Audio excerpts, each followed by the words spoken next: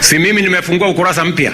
Sasa mimi nitapanga kabisa. Hii serikali iko hapa mbele.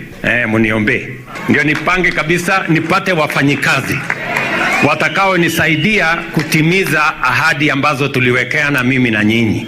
Kwa sababu tunataka kutransform taifa letu la Kenya. Hatuwezi kuendelea kuwa ni nchi ambayo inakopa madeni kiholela. Na mimi nakuunga mkono 100% ufanye marekebisho kwa serikali yako, utafute wafanyikazi. Kwa sababu kiongozi anaweza kuwa na bidii sana vile uko na bidii. Kwa sababu mimi nikiwa msaidizi wako nina ushuhuda ya kwamba uko na bidii sana. Lakini ukikosa timu nzuri ya kukushikilia na kukusaidia, rais, utapata matatizo. President Ruto further said the talks are a rare opportunity to design a government that will include all. Kenya tutaisimamia vizuri mpaka Kenya hii ibadilike. Nyinyi mnajua, kwanza nyinyi wa mama, mnajua saa ya kuzaa mtoto si rahisi. Iko maneno hapo. Ndio hii transformation ya Kenya tunajaribu kuizalisha. Ndio mnaona iko msukosuko kidogo. Lakini saa ile mtoto amepatikana, si mambo inakuwa sawa sawa. Na furaha inakuwa tele. Kwa hivyo msikuwe na wasiwasi. Huyu mtoto wa Kenya, transformation ya Kenya tutaizalisha. Na Kenya itakuja kufurahi. It should be noted that until now, it has not been confirmed whether the talks will take place, yet they are meant to start today or not. And there is no team that has been selected over the talks and no information showing where the meeting will actually be held. The number of bodies recovered in the Quarry Nakuru Kwanjenga area has reached 9 after a body part was found yesterday. DCI say they're investigating the possibility that the killings were caused by extremist groups, organized killings, or cases of abortion. In addition, the police are trying to find out why all the recovered bodies are of women between 18 to 30 years. Muhammad Amin is the director of the DCI. If you look at the way the bodies have been disguised and packaged, all the same. If you look at the place the bodies were thrown into the dump site, just one spot, I get the same. What are we really looking at? Are we dealing with a cult that is associated with criminal activities? Are we dealing with serial killers that are also associated with criminal activities? Could we be dealing with rogue medical practitioners that are dealing with criminal activities? The discovery of the body has continued to create mixed reactions as the Acting Inspector General of Police Douglas Kanja moved the Quarry Centre Police residents and moved some of the members of the Quarry Centre Police Station as residents also continued to cooperate with the police officers. The police have also interviewed a family who claimed to have been told in a dream by one of their missing sisters where to find her. To ensure a fair and biased investigation, I have moved the officers from Quarry Police Station. In these difficult times, we stand with the community and remain committed to uncovering the truth and bringing those responsible to justice. We interviewed her sister, who confirmed to us that Josephine indeed disappeared on 26th of June. At around 9 a.m. while she was at home, she received a call from a male person, and she told her sister, I'm going to meet my friend. And from her observation, she was not at any level of distress, and she was comfortable with the caller, and she left, only for her to disappear later in the evening within Nakuru slums. So that is an aspect we are also investigating. The investigation should be completed within the next 21 days. That's the News Wire. I'm Leah Obaga.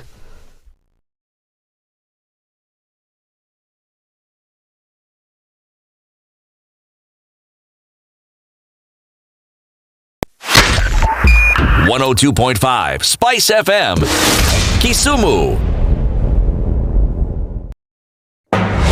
The following takes place from 6 a.m. to 10 a.m. every weekday on SpiceFM. Good morning, and I love your show. Thank you. Having come from a Kikuyu radio background, I migrated to Spice because of the content. I was born in a slum, but somehow I got a break in life. So sometimes when you see the sweating coming out because of the passion and whatever it is, behind the noise, there are people. And we share the same umbilical cord.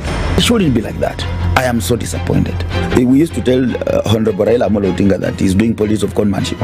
And even President Uhuru Kenyatta, serikali hii ndio iko na conmanship ya hali ya juu. You cannot promise people that you reduce tax, then you double. In politics, there is the issue of trust. For you to turn around and then stab the same people who gave you that trust, there is no other level of dishonesty. And hii mambo utaona dunia tu.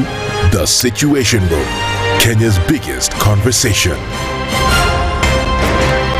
If we just gloss over issues and hope that time heals, then we might find that in generations to come, we might be back at the same situation. And the whole thing is born of stolen elections. Spice. When it comes to the decisions you make, you must be independent.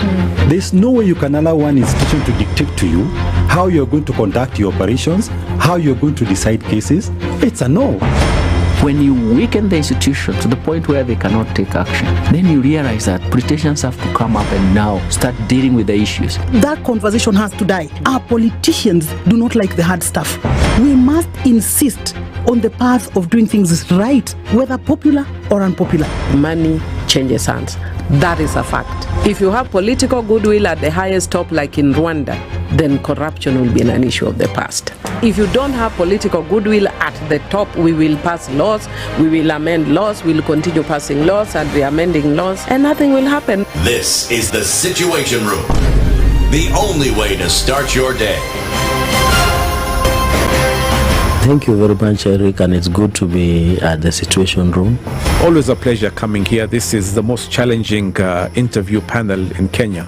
You guys are very well informed, and as you can see, Charles today, very philosophical. To be poor in this country is the greatest sin you can commit, not just from a legal perspective, but from life generally. It is very, very skewed. We've just heard on the floor of Parliament, just most recently, a leader within the ODM saying that sisi ni ng'ombe is a baba. Which means that you are willing to be milked dry. You cannot force me to believe. I'll give way. If it's land that I'm told to return to you, I will. Okay? Because the court has said so. But I'll continue saying, watu wamenirusha. That's all that I'm doing. The Situation Room, Kenya's biggest conversation.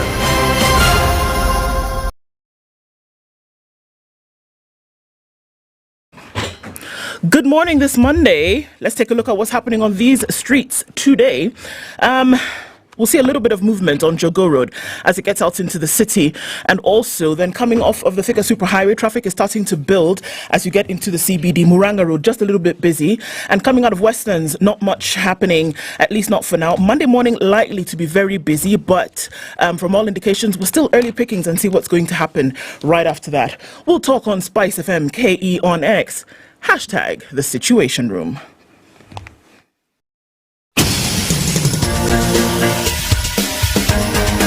This is the Situation Room, the home of hard-hitting political commentary and penetrating insights about the state of the nation. This is a talk radio experience like no other. The Situation Room, a place for hard truths, debates, and elevated conversations. The Situation Room, witty, political, engaging, deep, controversial. In the room, we have C.T. Muga, researcher, academic, seasoned political observer, a fountain of wisdom in these politically uncertain times. Ndu Okoh, Nigerian by birth, Kenyan by choice, communications expert, Pan-Africanist, a truth seeker and believer in people power, and Eric Latiff, agent provocateur, the man in the chair, seasoned journalist, news hound, a man who believes in punching up, not down. This is the Situation Room, the only way to start your day.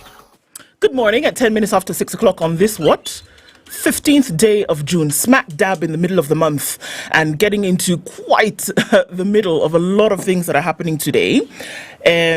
How are you? It was the weekend, and now we are back into the Monday. CT, good morning. Morning, do. How are you? Fine, thanks. And how are you doing? I'm all right. It's good to hear. I'm kicking it. You're kicking it? Yeah. All right. You know how it is. And it here is? The thing, whatever. But what have you done that it's being kicked? Yeah. We're kicking it properly. Down the road. Otherwise, it's good. Today's not as cold as it has been in the last week. Yeah. Today it's much warmer. You feel like it's warmer? Yes, I feel it is warmer. Okay. Or is it cold and I'm the one who's pretending it's warm? Actually, I think it's slightly warmer, to be honest. Now that you put it that way, I think I agree with you. I think nimekubali kukubaliana na wewe. Ndu, how was your weekend? My weekend was all right. Yeah. Doing it all, watched the Euro final yesterday. Spain did the business. The Spaniards took the cup home. Before that, it was Saturday. Yeah, okay. That's a blur.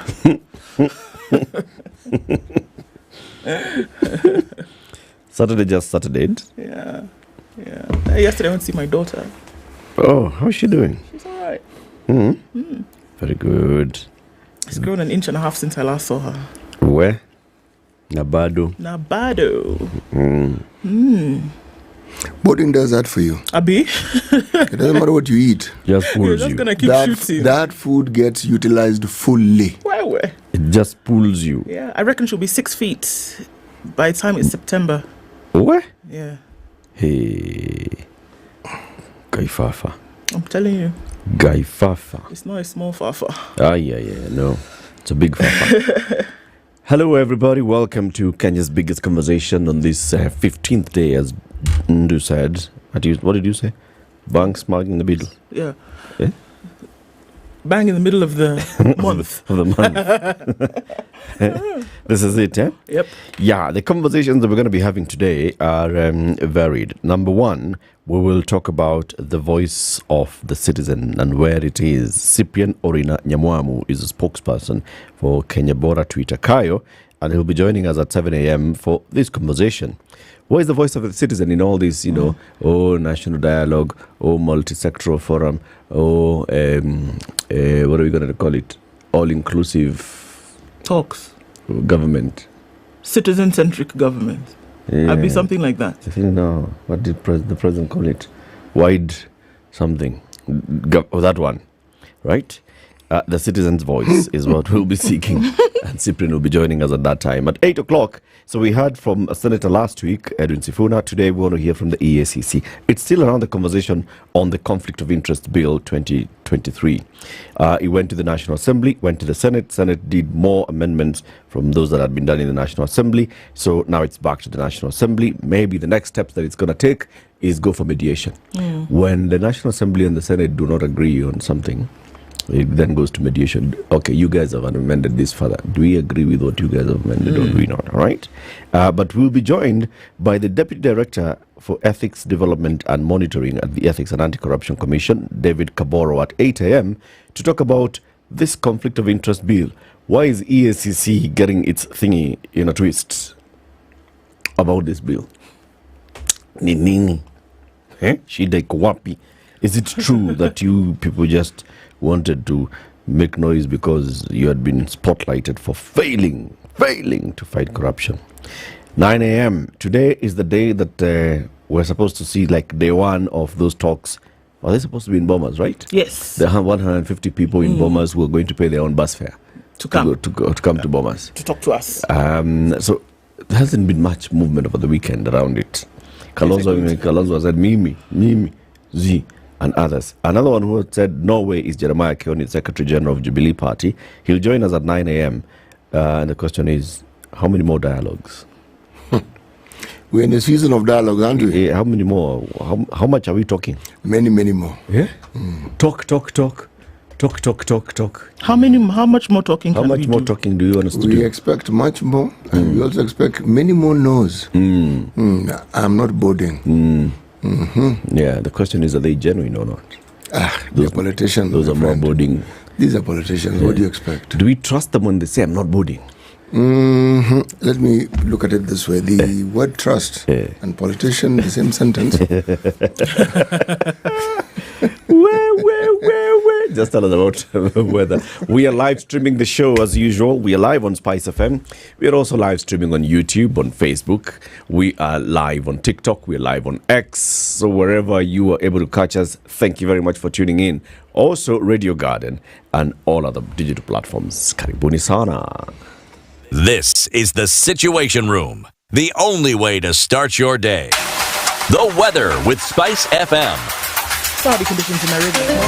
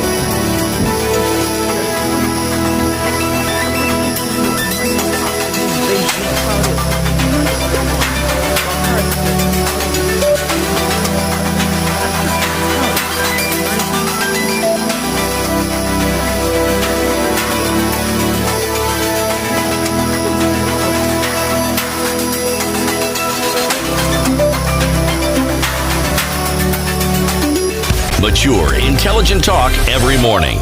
Spice up yourself.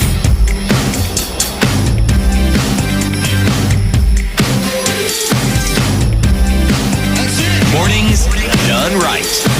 94.4 Spice FM, Nairobi. Nani ako kwenye mtandao asubuhi hii ya leo? Watu wengi sana sana. Jimmy Wekesa says good morning. Evans Ntabo is also here and says Nyaboke Tata amekataa kukutana. Okay. Tata amekataa kukutana. Something like that. James Mukamana says, good morning, Spice. Wishing you guys a successful week of setting the country's agenda. Ednah is telling you that Tata in Kikisi is Bab. Is what? Bab. Baba. Baba. Oh, Baba. Oh, Tata is Baba. As opposed to just Baba. Okay. You don't do us introduce something. You said Baba. Do as us. Is it Baba? Or is it Baba? Okay. What do you mean?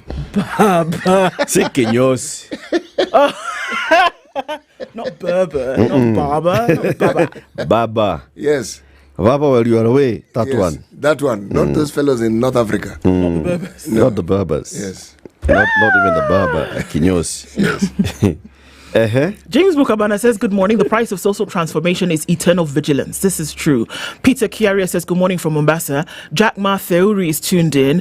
Mary Njenga says, good morning. Dominic Abuga is also tuned in. Sir George Gashoridi says, good morning, everybody. When life gives us a happy Monday, spice it up on the hot seat in the Situation Room. This is true. Mashari Njeru says, good morning, team. Watching from Portland in Oregon. And Musa says, good morning, guys. Moses Mwangi says, IPRA increased the road maintenance levy to 25 shillings. Why? A Nigerian accent. Naso. Sam Kuria Waweru says, good morning, Lady Ndu Prophecy T, Reverend Latiff and Ednah. Live from cold Muga. Robert Mbogo is tuning from Mombasa. Leo says, good morning to the princess. He says, is it possible to be clueless in governance, in propaganda? Because what if between, I don't understand. Look through the words again, Leo. You put ifs and buts where they shouldn't be. But I think I can understand what you're trying to say. Bernard Okello says, good morning from Doha. I'm glad we're back to a new week despite the hard times facing Kenya. Sir George Gashoridi is here. Jeffrey Nyanyuki says, good morning. James Kamau is tuned in from Fone in Texas. Abraham Kimeli, Aisha Rashid, Mburu Kamau. Tibbs Muga is also here. Vanis Mora is tuned in. Chris Amoy says, good morning. George Okoh says, good morning, everybody. I love Kenya and Kenyans. Hongera. Kim says, good morning. You're blessed. You're articulate and a professional team. Asante for being here. I'm Jamboni Wapendwa, tuned in from the USA and says, no dialogue, no bonging. Abel Oriri says, let's get in touch with CT. CT? I'm in touch. Thank you very much. He has even waved his hand, put his hand in the air. Completely. He has touched the hewa. Thank you. Salimia watu. Abraham is saying, CT, did you wake up on the wrong side of the bed, or are you upset with what is going on? Both. He woke up on the wrong side of the bed. He's upset with what is going on. But it's a warm morning at least. That is the cheer. It is a much warmer morning. At least. At least. Otherwise. Imagine. If it was what? Otherwise. If it was colder than it is this morning, you would have been throwing the table upside down. Bernard says that President Ruto has reduced the opulence and is now riding without flags. Okay. Oh, jeez. You guys woke up like that this morning. Wow. That fellow must have fallen off the bed. I'm telling you. He woke up under the bed. Some people online this morning. Morgan is here. David is here. Linus is here. Crispin Sitole says, good morning, Spice FM. And everybody who is listening. I see all of you. Jacob, Victor, Daniel, Joseph, Roy, Munai, Jazz, Black Diamond, Javins, Mungumbele.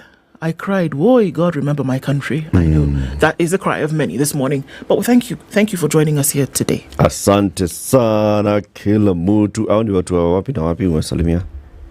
Hao ni watu wa wapi na wapi? Kila mahali. YouTube na FaceTube. That is YouTube. FaceTube. YouBook, FaceTube. Airwire. Vihesh is also on Facebook and he says, good morning, brothers and sisters, bonging in the right way. To set the Gen Z, set the pace, allow others to join. And Cod Wa Europe is also tuned in. Apollo is also here, as well as Alan Jumwa this morning. Ednah, tuko X pia? Yes, we are also on X. Everybody who's also on X, asante sana for joining us. The conversations continue. City? Yes, please. Where do we go to this week? This week, and probably next week, I am going to focus on these island nations. Okay. And look at the unique nature of these island nations and look at some of notable citizens of this country and some unique features. Okay. We've been here before, so we're going back. Okay. It's written Cape Verde, but I assume it's called Cape Verde. I am assuming. Now that we know it's Portuguese. Now that we know it's Portuguese. Now, the interesting thing about this island nation is this. It's one of the very, very few entities, few countries on the planet that have a diaspora position that is almost twice the population of the people in the country. At what? The Cape Verdeans who live outside the country are almost twice the number of people who actually live in the country. Way. Okay. Amazing? Quite. Kwa nini lakini? Well, it started off as a trading post during the transatlantic slave trade, okay? The Portuguese would stop then, became very wealthy as a result of it. Then when slave trade declined, people started moving out. Okay. Some joined fishing troops, some became whalers, they simply just drifted away. And given where they were, near Africa, but also near Europe, and they just kept moving out. Okay. And over time, the numbers just grew. So where are they now? Those in the diaspora. Actually, where are they? Where are they more 25% of those in the diaspora in America. They're in Portugal, of course. They're in Spain. They're in parts of Latin America. They're in Senegal. Okay. So let me say, there are very few places you couldn't find them. They're in the UK. They're in Netherlands. They're in Mexico. They're in Argentina. They're in Spain. They're in Italy. They're everywhere. Now, you two are football buffs. There used to be a gentleman. Well, no, sorry. There is a gentleman who was known for his playing prowess. Football prowess. A guy called Patrick Vieira. Remember him? Yes. Cape Verdean. Are you serious? I am absolutely serious. That French guy. He played for the French team. Oh, yes, he did. How many Africans play for the French team? This is true. Vala, you have a point. One would have assumed that he was from a former French colony. One of those like Senegal. Yes, exactly. Now, did you ever hear of this singing group called Tavares? Heaven must have sent an angel. Remember that Mr. Angel, that one? That group, 5 brothers. Cabo Verdean. Kabisa. Okay. And the beat goes on. Okay. Wanalipa tax Cabo Verde ama wanalipa tax? Watu wanalipaga tax. And in fact, if you're talking about it per capita, it's one of the richest countries on the continent. All right. Iko na pesa. Very good. Sasa, ile proverbi, sindio? When carrying an elephant's flesh on one's head, one should not look for crickets underground.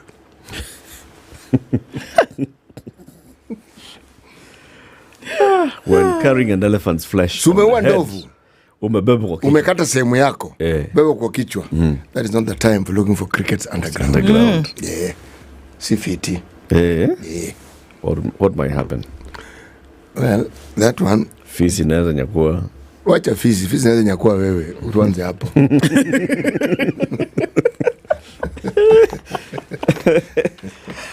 Nice one. Headlines. On the front page rather of the Standard this morning, in the eye of the storm. This could be the toughest week for President William Ruto as he faces an acid test. The mystery of women bodies dumped in Quarry. The discussion on a broad-based cabinet takes center stage. That's the word, broad-based. Oh, that's what you were looking for. I'm here for you, Eric. Very good. The youth have called for another round of protests in spite of the talks to address their issues kicking off today. Many players, however, have given the multi-sectoral conversations a wide berth. Slum yet to come to terms with Quarry murders. DCI boss says the nature of the injuries on the bodies recovered so far point to an organized gang, but villagers say it is the police. How do they know, these villagers? Okay. Kalonzo tough stand against dialogue, splits opinion. Okay, he's taking a tough stand. Wonders John never sees. Somebody tried to shoot President Trump. Trump hurt in shooting incident. Yes, we saw that. Flower firms use contracts to cut costs. Breakthrough stars of the Euro competition. We actually did see some young lads do some fantastic stuff in this tournament who had never been given playing time before. And that's interesting because that story covers that. That's on the Standard. What's on the Nation? Front page, front and center. Police theories on city quarry deaths. 2 more bodies were fished out of the Quarry dump site yesterday, even as the top detective, Mohammed Amin, said his officers are looking at various hypotheses, including the involvement of a serial killer, rogue medical practitioner, or cult activity, since the victims, all women, were killed in a similar fashion and bodies dumped at the same spots. Where? That's another thing I did on the weekend. I actually cried. I said, because what is this happening? No. There's also a picture there of Secret Service personnel surrounding President Trump. You know, in America, they still call them president. Doesn't matter, so don't be angry if I call him president. No, that's what he is. He was president. He's president. Yes, he is. He remains a lifetime. Title stage. Exactly. Trump assassination scare as White House path gets clearer. Over the weekend, Donald Trump was shot in the ear in an attempt assassination at a campaign rally on Saturday, an attack that will likely reshape this year's US presidential race while raising sharp questions about security provided to the Republican candidate. The suspect was shot dead by Secret Service agents. Cracks widen in Azimio over Ruto's call for talks.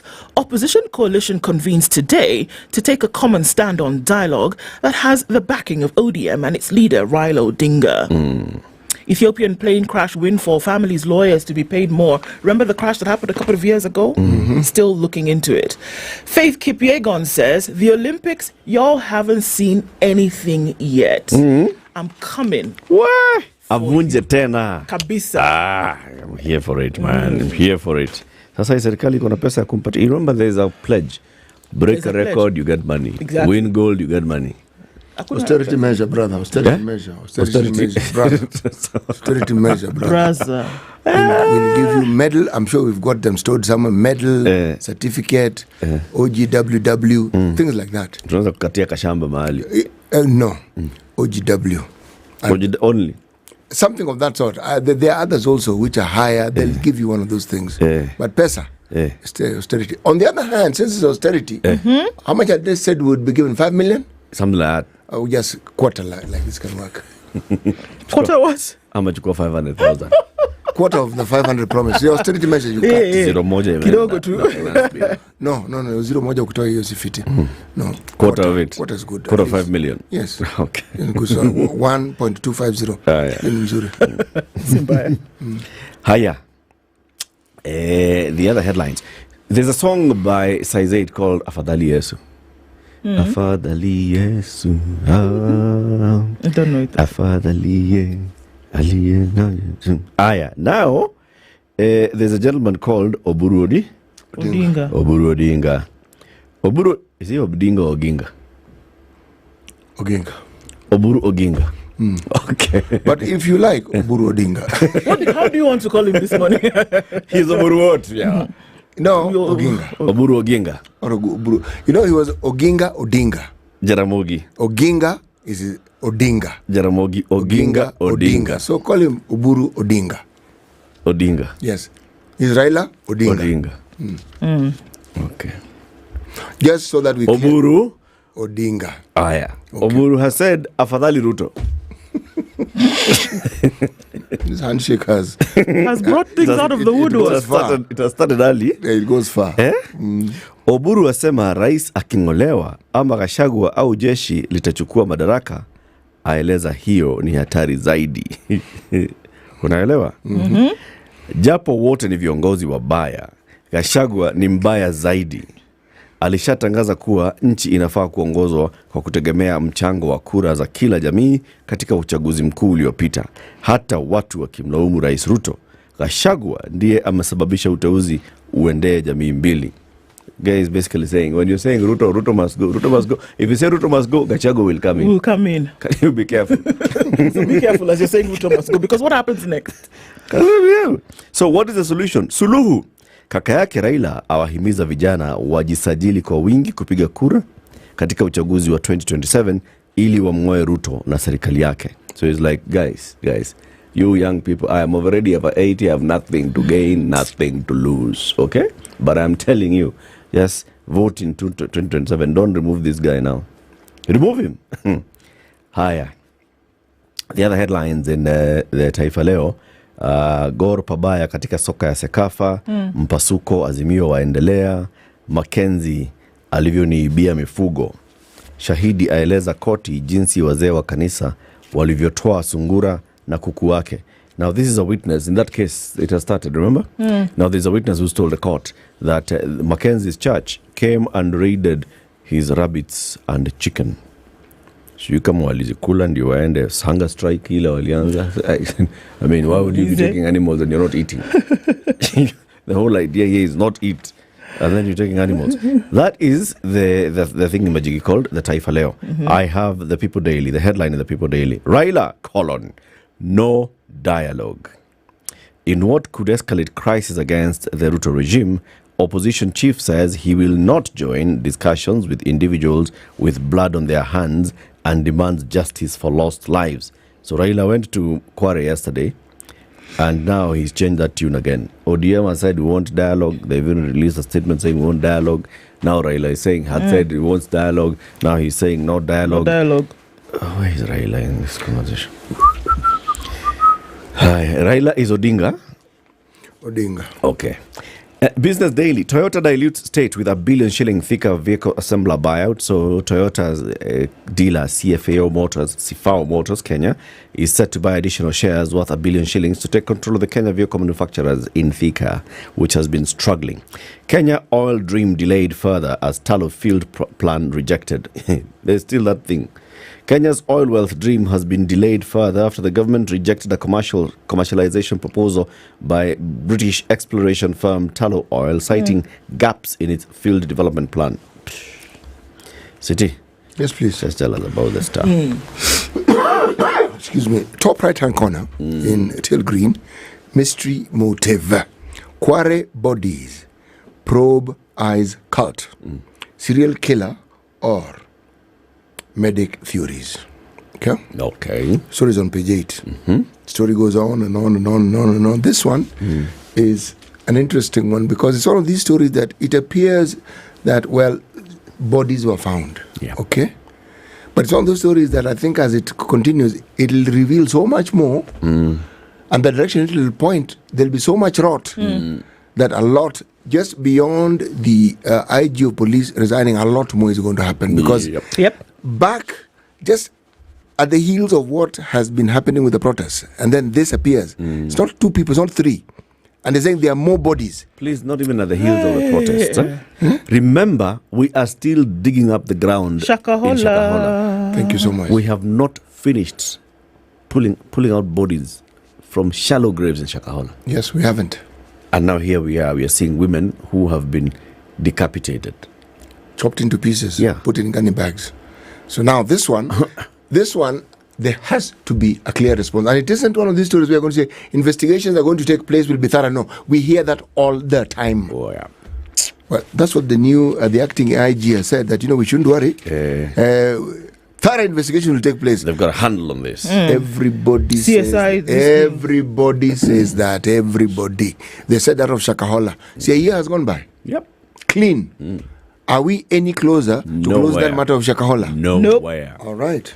Why conferment of degrees is on ice at Maseno? Degree, freeze. Degrees and diplomas conferred by Maseno University could be brought to question due to lack of substantive chancellor. I don't know why. The university has not had a chancellor for the past 5 years following the expiry of the term of ex-Safaricom CEO Michael Joseph. Okay, Joseph was appointed for a 5-year term, January 2014, and his contract ended 6th, 2019. Okay, so they need a new chancellor. Are any of you interested in being the chancellor? Yes. How do we apply? I'll look for it and I'll tell you, but maybe you need to apply.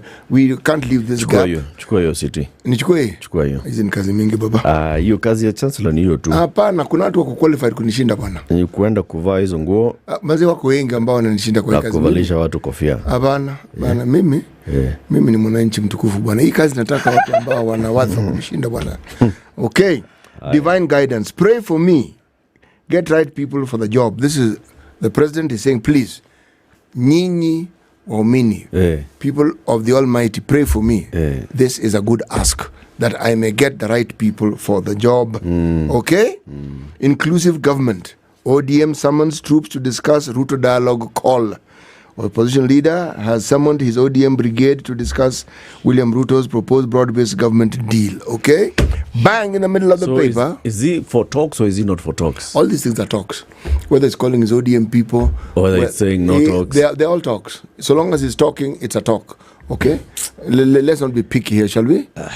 And the talks go beyond him. Okay. When Kalonzo says something, it's talks. If Kioni says something, it's a talk. Or has Momalo said something? But when he does, it'll also be... I am not voting. It's talk. All right? It's talk. Everything, it's talk. Everybody is talking. All right? Okay. And the Gen Z are protesting as the others talk. Them they won't do. They want do, no talk. Bang in the middle of the paper. Okay. Austerity. Job losses loom. Really? As cuts have affected payment of salaries. Really, that's when we're realizing this. Okay, Odinga Uhuru hit in 156 billion Ruto new budget cuts. Huh? Yes, Raila's benefit slashed by 7.2 million, while Kenyatta is set to lose 92 million. All right? 92 million? Yes. Guys, that's how to do. I don't know how is he going to manage. No, it's going to be hard, isn't it? Yeah. No, I mean, this is not really good, is it? 92 million? No, it's not good. Bwana. Sasa fukuzwa nyumba. Bwana, hata si hivyo bwana, hata lipa gardener. Na walikuwa watano. Sasa itakuwa tu mmoja. Na ile garden ni kubwa. Kai. No, but anyway, it goes on, by the way, inaendelea kishuka. Vitu zinakatwa tu. Chop. Yeah, but we've heard these stories before. Personally, I am happy I've read this. I don't believe it, and I will believe it when I see it. How will you see it, boss? How will you see it? So with my eyes. How else am I supposed to see it? So, like now, have you seen what Uhuru got in last year? Yes. How? I saw because I was told he didn't get. How do you believe that? That's what I'm told. Now here I'm being told that there are cuts. Okay? See, this is a free fall. I can choose to believe or not believe. You've chosen not to believe until you see it. Yes, exactly. Now when you see it is when you believe. And then even if I don't see it, my unbelief or unbelief will be constant. Yes, exactly. 20 to 7, tell us about traffic. This is the Situation Room, the only way to start your day. All right, what are we looking at? Going towards 7 o'clock, where we're clocking on traffic hour. On the Thika Superhighway, there's some traffic as you're coming in heavy through towards Survey and then out towards the CBD. On Kiambu Road this morning, it's also heavy as you come round that Muthaiga Square. And then all joining with traffic that's coming in on the Pangani Tunnel. There's also traffic that's heavy coming off of Landis Road going towards Kamkunji. That's going to do the thing as you're trying to get onto Haile Selassie. So let's keep an eye out for that. As you're coming off the Eastern Bypass, not too much popping, at least not for now. Let's take a look as you come in through North Airport Road out towards Cabanas. We're getting into traffic hour, knocking on that door in no time. We'll talk SpiceFM KE on X hashtag The Situation Room. Mature, intelligent talk every morning. Spice up yourself.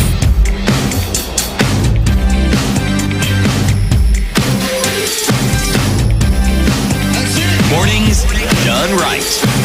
94.4 Spice FM, Nairobi. Okay, inside Mukuru Quarry of Death, I retrieved 13 bodies wrapped in sacks. And this is the story that is being told. Every time Charles Wambua descended the gory quarry of death, he hoped that his would be a futile search. He wished the last body he had just helped pull out would be the last. But whenever someone signaled the discovery of a gunny bag, bearing characteristics that are now too familiar to Wambua, its contents were already known before he made that climb down. Green in color, they were wrapped up like parcels. That's how the retrievers distinguished them from the rest of the filth. That over there is a body.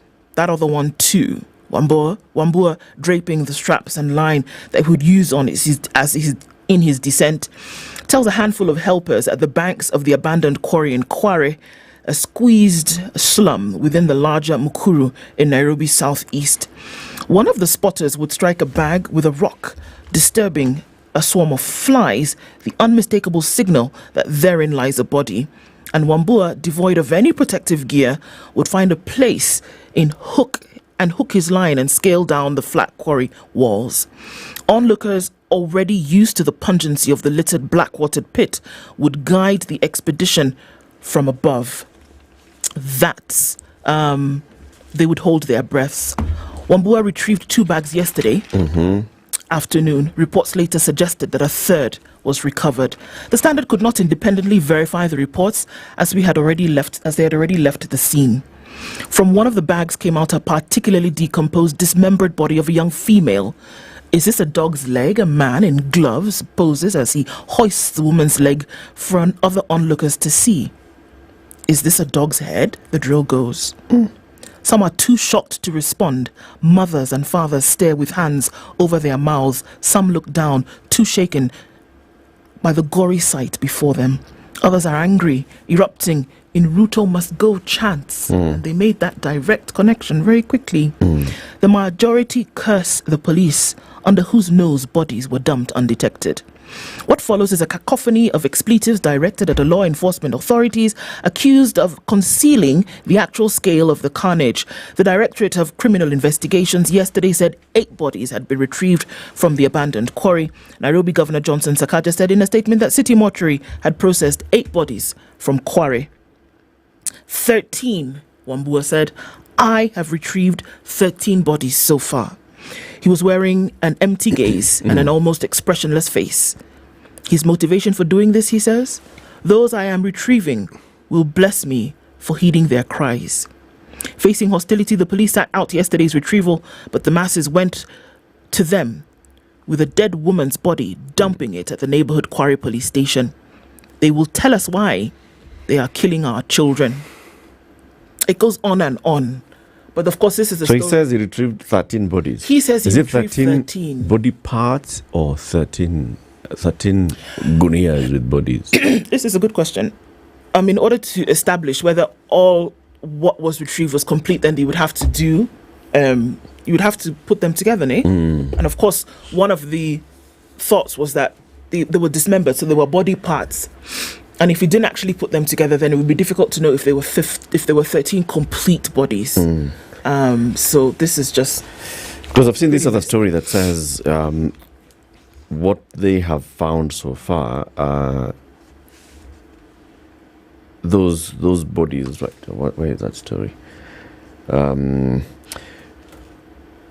they talk about police recovered 6 bodies on Friday, 5 more sacks were retrieved on Saturday. Out of those 5 more sacks, only 3 contained human body parts, while others contained the carcass of a dog, and another one contained garbage. That was on Friday and Saturday. So, my goodness. Either way, this is just one of those, like CTU said, this is one of those. It's one of those. One of the reasons why maybe the government has taken so long to handle Shakahola is because they're just not sure they want to open up that can of worms. But they must. They're going to have to. There are hundreds of people who were buried in that piece of land.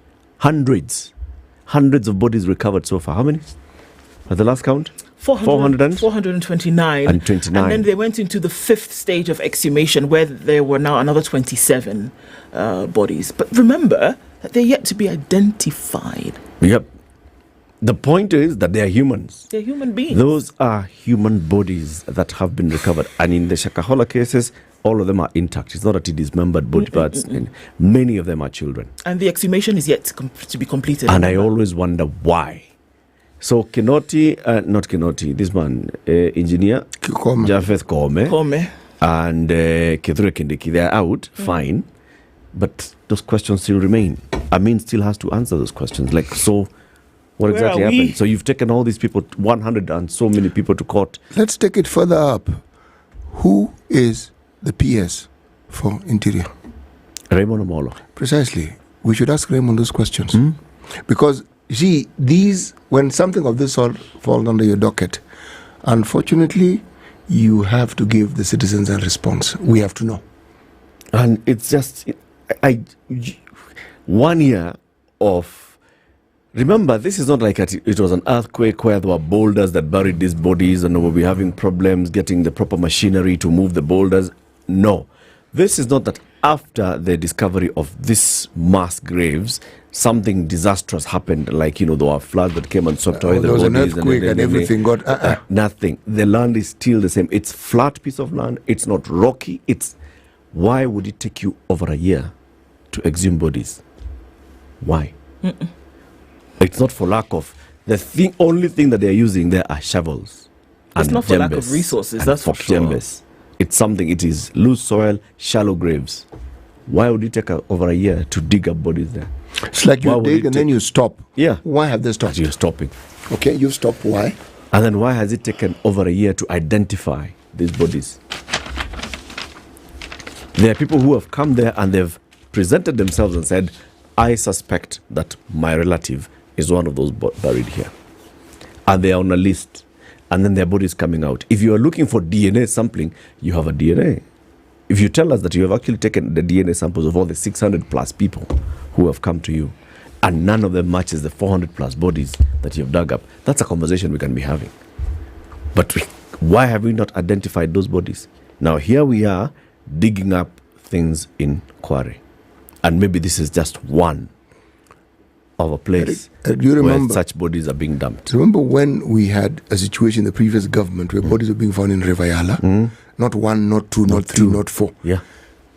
A lot was said, it died. Okay? Yeah. Families keep complaining of relatives who've disappeared. Now, the complaints haven't ceased. But Shakahola then happens. And we think, well, at least we're going to get to the bottom of it. We haven't got to the bottom of it. Yeah. We have yet now, something even more bizarre has occurred. Oh my God. And so, this is the scary thing for me. If we're coming off a back of Shakahola, which is still in its infancy when it comes to being able to sort it out, it's almost as though there is no hope then when it comes to this. No hope, because what questions will be asked? Who's going to start an investigation? Who's going to ask the right questions? Who's going to dig, literally, to find out who these women are, what happened to them, how did they get here, who is behind it? Shakahola, where over 500 Kenyans and others have been found. We still don't know what happened. a year plus later, a year and 4 months after, we do not know. Now this that we found just last Those Thursday. bodies were thrown in a place where people believed, or those who did, that it would be almost impossible for them to be find found. them. Yeah. Okay, now Exactly. they've been found. Now they've been found. What are we doing? Let me ask the question. For me, Have it's you foreboding. seen a concerted government effort to actually get these bodies out? Have you seen a search team that has been brought Nothing there? like Have you that. That's seen? why Charles Wambua is in the That's middle that boy. of the quarry. Precisely. This Because boy they've not is going come. there. He doesn't even have Protective gear. He's being put by some makeshift pulley and a hook, and there are people on the top of the cliff. If you saw the video, who are releasing him down into the thing. He is inside that black, disgusting water. Right? He gets a sack, then they pull him back up. That's what we're dealing with yesterday. What did the cops say yesterday? That they were not going to go into that place yesterday on a Sunday. So they decided to go ahead. So if Shakahola, in its horror, is still on tenterhooks, do you think this one, even now that Nothing. we are being told that DCI and who are running behind and in front of themselves, Sri police have all been transferred from Sri. Hey. No. Sri, no. what? No, we don't want these people transferred. That government has- never solves any problem. Yep. Let them stay exactly where they are. There is no intention at all to actually finish up this. When you transfer people, in my opinion, you're removing the people who would actually tell us what was happening. Exactly. And you've taken them as far away as possible. Yes. Because the truth of the matter is, somebody knows exactly what happened. Why are you transferring them? Why are you moving What actually have they done? They are all human beings. They're all human But beings. because so that this thing can happen properly, transfer those people. The question you've asked actually, City, is central Right on to the this. money. There is no deployment of any proper government function to go and recover those bodies. None. Nothing. They're not even taking the lead. No. Who did we see in the middle of the thing last week? Khalid, Irungu Houghton. They were the ones who were in the middle of that thing, and then DCI came later. They are the ones with some ambulances and When Red Cross. DCI comes, they wait for the bodies to come. And they're wearing their standing things. there. They take photos, then they take the bodies to Eish, take come photos and all. In terms of going there to actually find out how many more bodies there are, government does not do dirty work. We would have assumed that once you found those bodies, this would be a crime scene. It would be cordoned off, and that the experts, because they are the experts, would now then move in and do whatever needs to be done. But this Wambua is the one who seems to be the expert here. Yep. Okay. And his fellow residents who are hoisting him down using ropes. You said a while ago, and it becomes more and more of our reality. We are alone. Kabisa? This thing. On your own, man. This one. And you're thinking that help is going to come from... Yep. Nothing. Let me tell you guys. Remember I told you about Shakal? I said that thing about Shakal, and I said, this one, we're going to forget it. This one, there'll be chagrin and there'll be horror for the next It'll 5 just days. come and go. People will shout and do whatever. Gone. So sad. What's the value of human life? Yep. And what we see is from all leaders, all political leaders, those that went there, was it yesterday, the Azimio leader and the other members of his brigade, all they went there is go, stand on top of vehicle, talk, rile up the crowds, go. Okay? That's it. They are done. They've gotten their political mileage out of it. Done. Meanwhile, Raila Odinga and the Azimio or La Umoja One Kenya Party have convened yet another crucial meeting today to take common ground on the dialogue convened by President Ruto after a Saturday night meeting failed to reach consensus. Dr. Ruto and Odinga are jointly pushing for national dialogue under the proposed National Multi-Sectoral Forum that had been expected to start today for 6 days, a move widely seen as a plot to culminate in the formation of a government of national unity.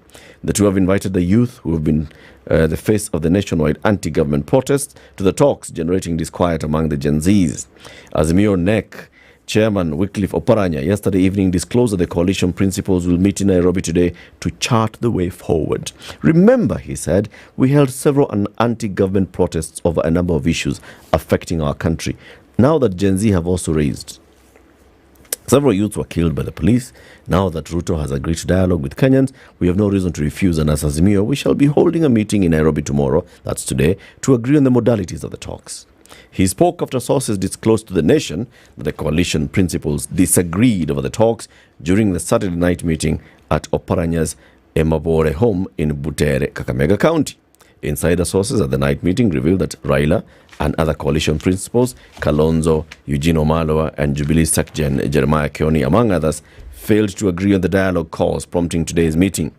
The meeting was convened by the principals who had attended the burial of Oparanya's brother. It also brought together some government senators and MPs. The principals agreed to hold another meeting in Nairobi to take a common stand. This is another dance which is refusing to settle in their favor. They have tried, in other ways to come and say, dialogue is important. Oburu is saying dialogue, dialogue is, because, the devil and the dialogue. Then Raila stands up in a crowd at the crowd at this funeral in Kakamega and says, we cannot talk, people need to be fired. And then they are basically running like headless chicken. Azimio leaders are not sure. So sasa tulisema tutafanya dialogue now. Tulipromise Ruto ta dialogue. Sasa watu wamekataa. Sasa tutafanya nini? Eric, sasa tutaambia nini watu? Everything with this protest caught all these politicians off guard. Completely. So they haven't had time to change their narrative. What we are hearing is small adjustment into the narratives that they're used to telling us. And every time they say something, they're told, where? Watch hiyo. And they recoil. They recoil and they backtrack and say, actually, just listen to the noise. Whether it is Miguna, whether it is Raila, whether it is Kalonzo, whether it is the president, the only person who stops speaking is the deputy. Okay? But all of them, it's like someone is searching for a right formula of how to say something that will sound right, or that will not anger people too much, or that will not do this. The narrative of the protest is something no one expected. It is now with us, and people are scrambling to figure out where to fit in, how to infiltrate it, how to jump in, or how to be on the right side of rain. Yes, so everything we're seeing here is all these people trying to fit in, and so far they're not fitting in. Inakataa. It's not fitting. Cinderella's foot not entering. This thing is not fitting properly. But they are the only ones. Even our relatives in the West having a problem, because they used to, anytime there's a problem in Africa, they throw in a few words. Africa is a country, okay? Yes. There are small cities like Kenya, that's a city in Africa. They are not sure whether the army is going to take over. They're not sure whether this guy should be referred to as a despot. They don't. The usual adjectives are not fitting into this conversation. So they're figuring out how exactly do we address this matter? Because one, yes, there was violence, but the violence was perpetrated. It was from the police. Precisely. They're the ones who started this entire mess. Then trained, well-seasoned hooligans came in, saw the opportunity, came in. Still, they're not sure how to figure this thing out or how to place it. This one, they haven't yet been able to put this one into a nice, neat box. It's not fitting in properly. Now, I think it's a very good thing for the country, because the politicians now have to revise their whole narrative. And figure out what they're doing in the first place. Yes, they have to, because anyone can be a target. It doesn't matter who you are. Hikitu ni mbaya bwana. Hikitu. In all ways you look at it, it's bad for the current political class. It's bad for the president, and it could even move and degenerate to become again something that is now good. Yes, it could. It could degenerate to become even bad for the citizens. It could. It's just a whole thing. It could morph into something quite unpleasant. Yeah. Anyway, we'll be discussing more about these dialogues with Jeremiah Kioni when he joins us at 9 a.m. He'll tell us wameongea nini. 7 a.m. Good morning.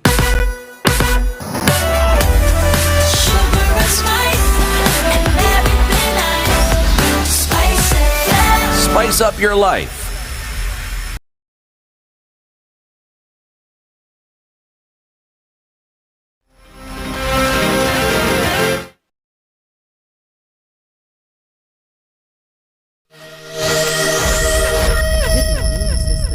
Why? This would be the forecast events are staring at him. Some of the issues at hand include the mystery of women bodies dumped in Quarry. The discussion on a broad-based cabinet takes center stage. The youth have called for another round of protests in spite of the talks to address their issues kicking off today. However, President Ruto and Azimio leader Raila Odinga have emphasized the importance of the talks, with Deputy President Rigathi Gachagua urging the president to appoint suitable cabinet secretaries. Si mimi nimefungua ukurasa mpya. Sasa mimi nitapanga kabisa. Hii serikali iko hapa mbele. Mniombe. Ndio nipange kabisa, nipate wafanyikazi watakao nisaidia kutimiza ahadi ambazo tuliwekea na mimi na nyinyi. Kwa sababu tunataka kutransform taifa letu la Kenya. Hatuwezi kuendelea kuwa ni nchi ambayo inakopa madeni kiholela. Na mimi nakuunga mkono 100%, ufanye marekebisho kwa serikali yako, utafute wafanyikazi. Kwa sababu kiongozi anaweza kuwa na bidii sana vile uko na bidii. Kwa sababu mimi nikiwa msaidizi wako nina ushuhuda ya kwamba uko na bidii sana. Lakini ukikosa timu nzuri ya kukushikilia na kukusaidia, rais, utapata matatizo. President Ruto further said the talks are a rare opportunity to design a government that will include all. Kenya tutaisimamia vizuri mpaka Kenya hii ibadilike. Nyinyi mnajua, kwanza nyinyi wa mama, mnajua saa ya kuzaa mtoto si rahisi. Iko maneno hapo. Ndio hii transformation ya Kenya tunajaribu kuizalisha. Ndio mnaona iko msukosuko kidogo. Lakini saa ile mtoto amepatikana, si mambo inakuwa sawa sawa. Na furaha inakuwa tele. Kwa hivyo msikuwe na wasiwasi. Huyu mtoto wa Kenya, transformation ya Kenya tutaizalisha na Kenya itakuja kufurahi. It should be noted that until now it has not been confirmed where the talks will take place, who'll be involved in the talks, and there's also no information showing where the meeting will be held. Detectives in Nakuru are investigating the death of a 22-year-old college student who reportedly died from injuries after being thrown out of a moving car. According to reports, Aileen Cherotich, a business student at the Rift Valley Institute of Science and Technology, died while returning home from a night out in Nakuru town. She is said to have had a disagreement with her boyfriend on the way home, which led to the shocking incident. 3 suspects and a vehicle believed to have been used in the incident have been detained at the Nakuru West Police Station. Her body is at Nakuru County Referral Hospital mortuary for a post-mortem as investigations unfold. As the Gen Z movement continues its efforts to push for leadership reforms in the country, Kakamega County leaders have urged them to relax their position in order to allow consultations between them and the government. Their statement come after Gen Z threatened to hold demos and march towards the governor's office that is in Kakamega County. Here is Chairman of the Budget Committee, Kakamega County Assembly, Gildon Shiosi. Our dedication as young people to fighting corruption and improving service delivery is crucial, and we are committed to supporting all efforts through constructive and safe channels. Fellow Gen Zs, I know all is not well within our county, but we cannot save our county by bloodshed. We cannot save our county by hooliganism. We cannot save our county by demonstrating. And the Energy and Petroleum Regulatory Authority has announced that super petrol, diesel and kerosene prices will drop by 1 shilling, 1 shilling and 50 cents and 1 shilling and 30 cents respectively. The price changes now mean that customers in Nairobi will pay a maximum of 188 shillings and 84 cents for a litre of super petrol, 171.060 for a litre of diesel and 161.75 for a litre of kerosene. That's the news wire. I'm Leah Ubaga.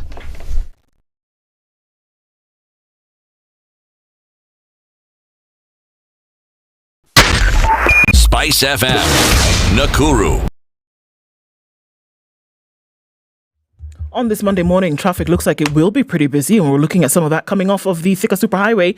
As you get then towards Survey, that looks like it's going to be pretty busy, and not looks like, it already is. And on Kiambu Road today, as you're getting towards Muthaiga Square, coming in heart off of DCI Headquarters Junction, very, very heavy. All right, Muranga Road, they're getting to the Globe Cinema roundabout, is also heavy as well, and we're seeing that traffic then getting to the CBD. Let's take a quick look at the Eastern Bypass, where traffic is already threatening to do the thing today, and there it is. It's no longer a threat. It is reality. Coming on North Airport Road through towards Cabanas, very, very busy. Some of that's going to spill over towards Mombasa Road as you try to make your way in and out of the city. Okay, who's this? This is Manyanja Road. In and outbound traffic is very, very busy. Some of that spilling over towards Jogoo Road, Landis, Kamkunji. That's all very busy. Gong Road also bumper to bumper at the junction, coming in from Kikuyu Road, Naivasha Road, and then onto Ngong Road itself. And we're going to see the spillover towards James Gishuru. All of this towards Wayaki Way. We're starting traffic hour early today, it seems. Let's talk on SpiceFM KE on X. Hashtag the Situation Room.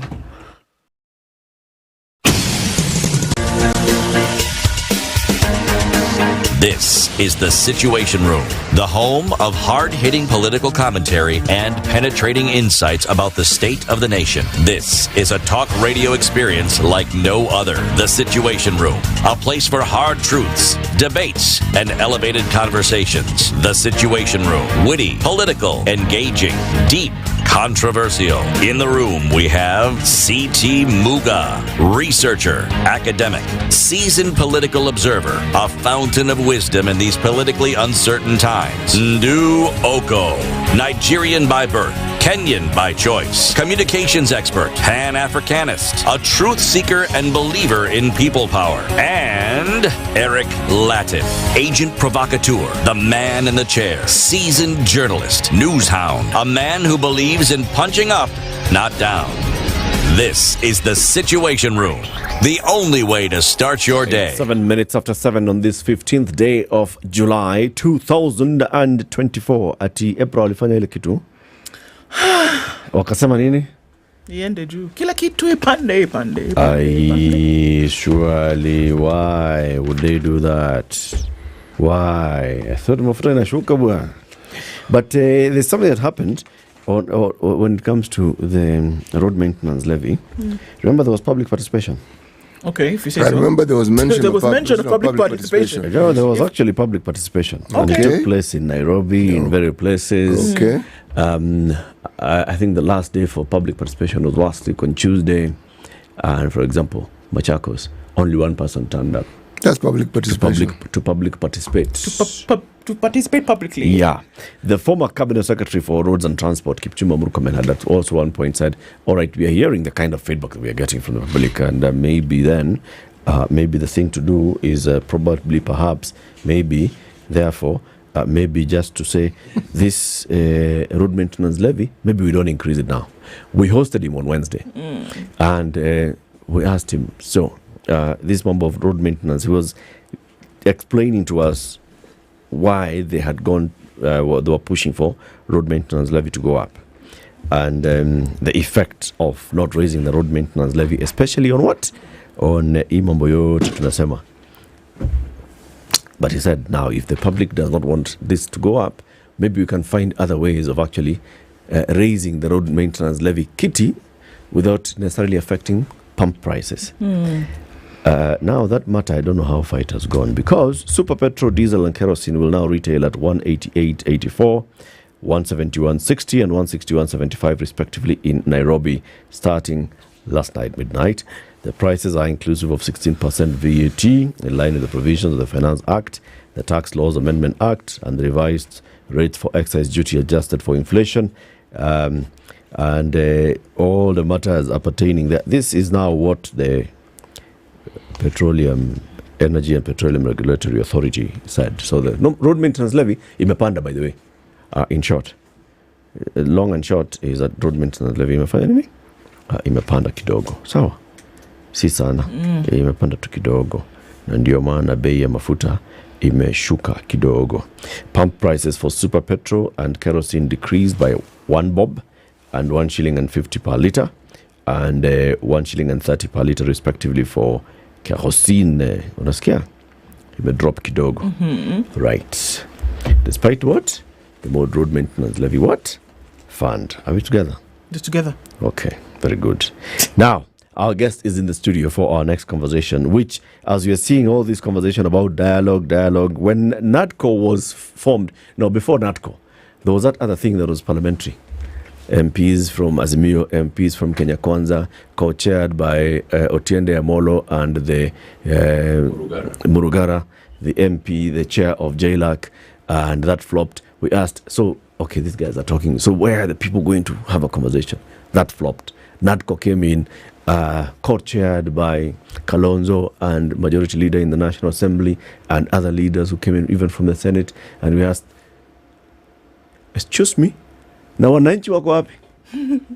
Now again we are going to run a multi-sectoral, multifactorial, multi-whatever talks, and 150 people have been decided by some people. They have decided the figure is 150 is a good number. It represents the country. And we have decided that the talks will start on Monday today, and they'll be for 7 days. Is serious public participation. And kila mtu ajalipia bus fare. Yes, but you have to be 150. Tuko austerity. Na mjipange vile mnakuja 150. Hata lunch ujibebe. Na lunch pia ujibebe. The conversation again comes back. Na mwananchi ako wapi? Ataongea wapi? Sinyi mko 50 wananchi. No, maybe that's the answer. Youth. Si mwananchi ni youth. Kwani youth? So 50 ni youth. Yes. Alafu hao wengine 50 watatoka kwa wananchi. Political parties, religious political leaders. Parties don't fit into that category. Religious leaders, professional groups, professional women. Allow me to borrow a phrase that has been used over and over again by politicians. Yeah. Mboga. Mboga, exactly. She cannot be left out. No. Mboga lazima kuwe hapo ndani. Na ule mtu wa kuuza mboga na mtu ya wheelbarrow. Haya. Cyprian Orina Nyamwamu is the spokesperson for the Kenya Bora Tuitakayo. He's our guest. We want to find out where the citizen is going to have a voice in this whole dialogue that's going on. Cyprian, good morning. Morning, Eric. Morning, Du. Morning, City. Morning, Cyprian. Good morning. Good to have you back here again. What a great pleasure to be back here. Karibu sana to the hot seat of the Situation Room. Thank you. As we come in today, City is going to remind you, inform you, if you're thinking health insurance and you're shopping around for the best health insurance provider, Jubilee is the largest insurance company in the region. Without a shadow of a doubt. And Jubilee has over 60 years experience offering several various services in the region. Jubilee Health has various packages for individual, for groups, for family, for the seniors in our society. And if you're thinking local insurance, you get. If you're thinking international insurance, you get. If you're thinking 24/7 call center, you get. If you're thinking evacuation, you get it. Road evacuation within the country, air evacuation, if you're taking the international package, there are various packages. So, City, how does he get to know all these packages and all? Well, it's really very simple. All you need is a phone which works and which has airtime. And if it has all these, you simply dial 0709 949 000. 0709. And all the questions you ask will be answered. 0709 949 000. Bas. Yes. Bas. Very good. And if you want to go to the website, because I know you are tech savvy like that, Cyprian. Yes. It's www.jubileeinsurance.com. Symbol. Jubileeinsurance.com is that symbol. Sawa. Got it. Very good. Now, City, take us to the Proverbs. You said this week and next week we are going to island nations in Africa. Yes, we're looking at island nations. Okay. Yes, because it is easy for them to be overlooked. Well, because one, in terms of size, in terms of population, but they form a very key and fundamental history of this particular continent. Okay. So this week we are in the island republic of, if I speak Kizungu, in English is Cape Verde. If I speak Portuguese, it's Cape Verde. Yes. It's a Cabo Verde. That actually was the original name, you're right. It was Cabo Verde. It was. Yes. So they were a Portuguese colony at some point? They were the place of the greenery. The Cabo was supposed to represent a certain greenery. It's a very lushly green island. Where is it? The other one was in Central Africa. West. This one is west. This one is west. This one is west. Okay. But it's still in the Atlantic Ocean. Okay. It's west of the Atlantic Ocean. It's west in the Atlantic. Considered West Africa. Okay. Yes. And like many of these islands, it is not an island per se. They're called island nation because there are the small islands around it. Okay. The word they use for it is archipelago. Okay. Now, but it's even more interesting. It's part of a larger body of island nations such as this across the world. And you'll find some were Spanish, some claim British colonization and so forth. But they're unique in this sense. Cape Verde is in Africa. The Canary Islands, which are not far from it, are actually part of Portugal. They are not part of Africa. Okay? There's Madeira, which is also similar. It's also now, an independent state, but it's part of Portugal. Yes, it's an island. But it's in Africa. No, that now is in Portugal. I'm simply saying, yes. As well. I'm simply talking about the unique nature of these islands and how it is. They have a unique formation of their own, and as to who colonized them and who owns them, and yet it is claimed they are independent. Okay. Unique, isn't it? But let me repeat again: the unique thing about Cabo Verde is this. It's one of those very few countries that have more of its citizens outside the country than they're inside the country. The diaspora population is almost twice the number of people within the country. Interesting, isn't it? Yep. Right. Now the proverb. When carrying an elephant's flesh on one's head, one should not look for crickets underground. When carrying an elephant's flesh on one's head, one should not look for crickets underground. Yes.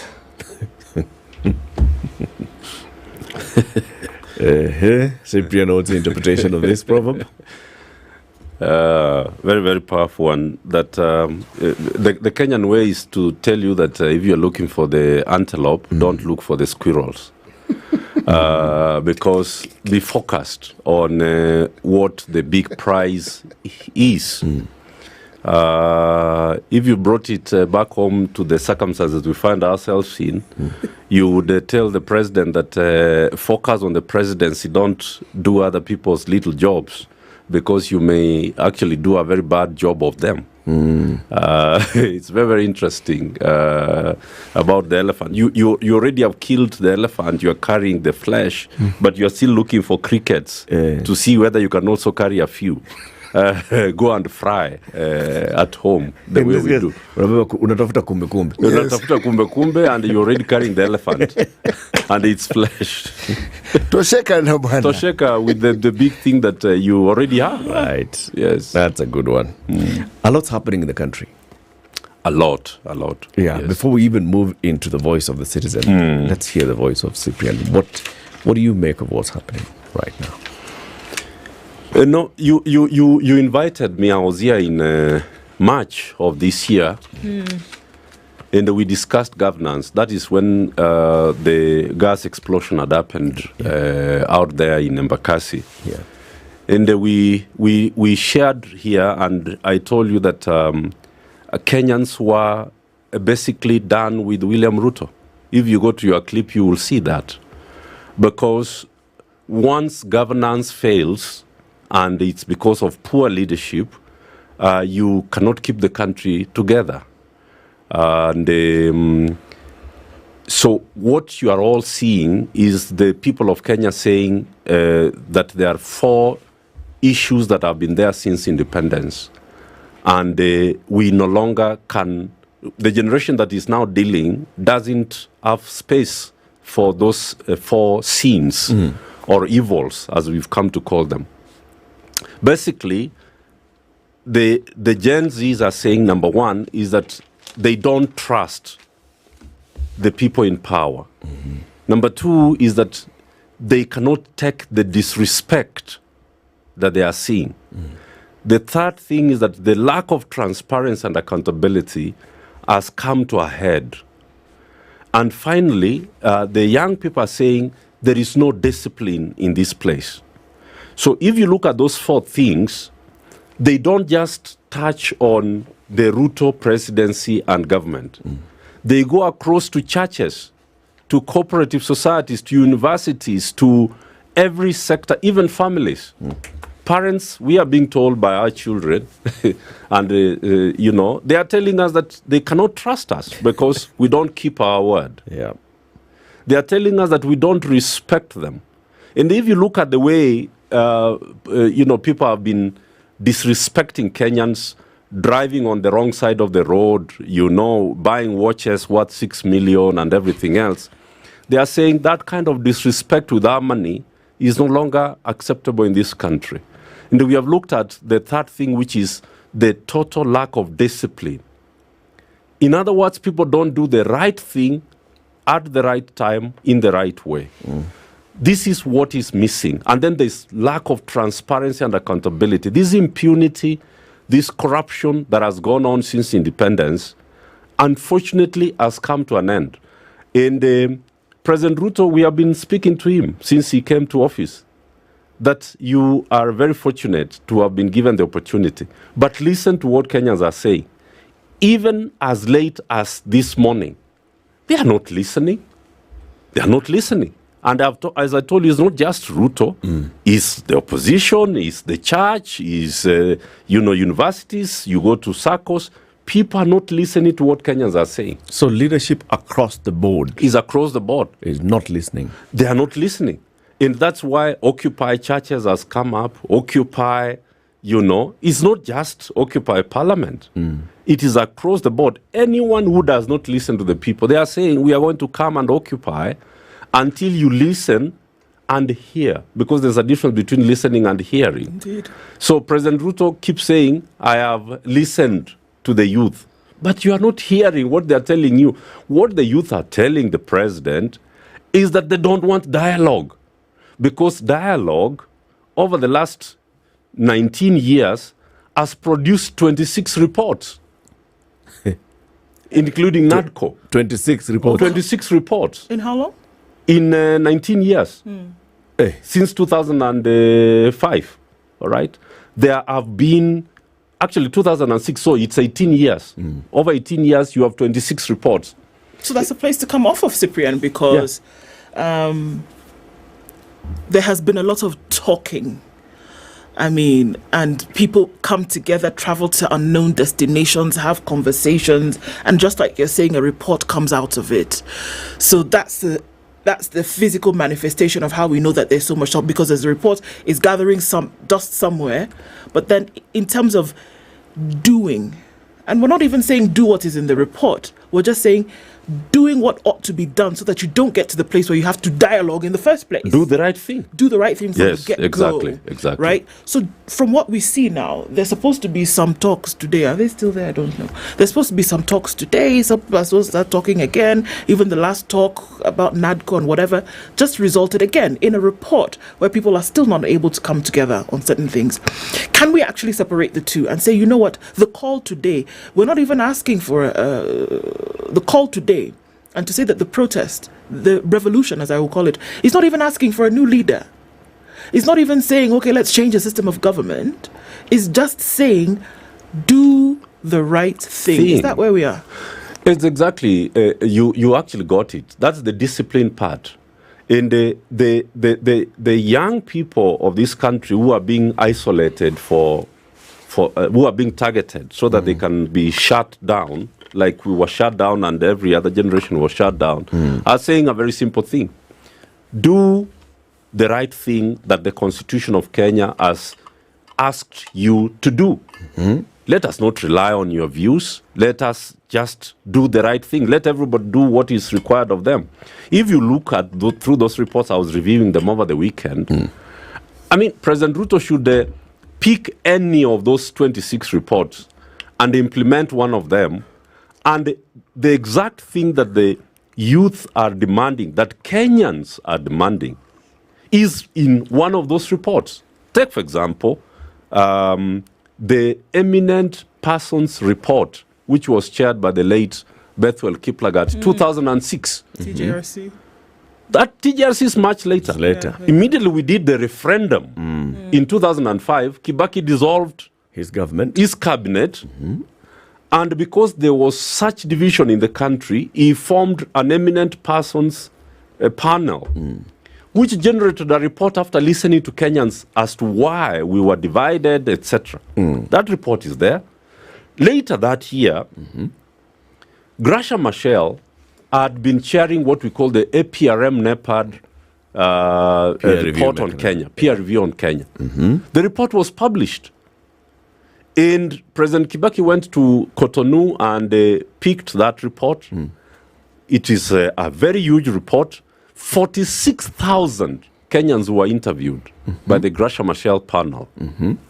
And the report, the work started in 2004. The report came out in 2006. It identified 8 problems with Kenya. They were not, the recommendations were not acted upon by President Kibaki. In fact, the following year, President Kibaki did exactly the opposite of what the report was recommended. He went on and constituted an electoral commission without consulting the opposition, and the country blew up in 2007. Then Kofi Annan came, and we sat, and we generated a huge report, the Kenya National Dialogue Review Report. And the report has exactly the Agenda 4 items that were supposed to be acted upon. Let me remind Kenyans for just a minute that some of the other reports is that there was the Waki Commission report, Kriegler Commission, TJRC. TJRC, President Uhuru did not even touch one, he didn't even open one page of the TJRC report. And the TJRC report has everything that needs to be done to heal this nation and set it on the path to victory. We didn't listen to the TJRC report. We went into the 2017 clashes, and then there was the BBI with 9 issues. All right? When you read those 9 issues and you look at the Kofi Annan Agenda 4 and you look at the NEPAD APRM, they are identical. It's the same issues. It's the same issues. And then we didn't implement BBI because all these reports, this is the thing I need to say, and I said it on Friday. All these reports are for people to share power and to be included in government. It's not about the citizen. It's not about the citizens. The report, the dialogue, the talks are so that the elite can be included in government. And now this is very historic, I have to say it. This is the only generation since Kenya became a colony in 1920. This is the only generation which has said, you are not going to use us to share power. The only generation. Mau Mau was used, they died, they fought for independence, the Home Guards took over power. Then the second generation, those who fought for it, did not benefit from the second liberation. It is Mwai Kibaki who was against, the multi-party democracy, who was the first president under the multi-party era. The beneficiaries in this country, 2010 constitution, President Ruto, Uhuru Kenyatta, people like Gachagua, these were the people who were in the know when we were fighting for the constitution. They are the ones who have become presidents under the new constitution. The beneficiaries, the history of this country shows us that the beneficiaries of this country are not the people who are in the struggle. So this is interesting because could this struggle, because this is the same thing where it is now, but there's the ask right now is that all Kenyans benefit from a government, from an institution of leadership that does the right thing. Exactly. That's the ask. Do you think that this ask must continue until the right thing is done?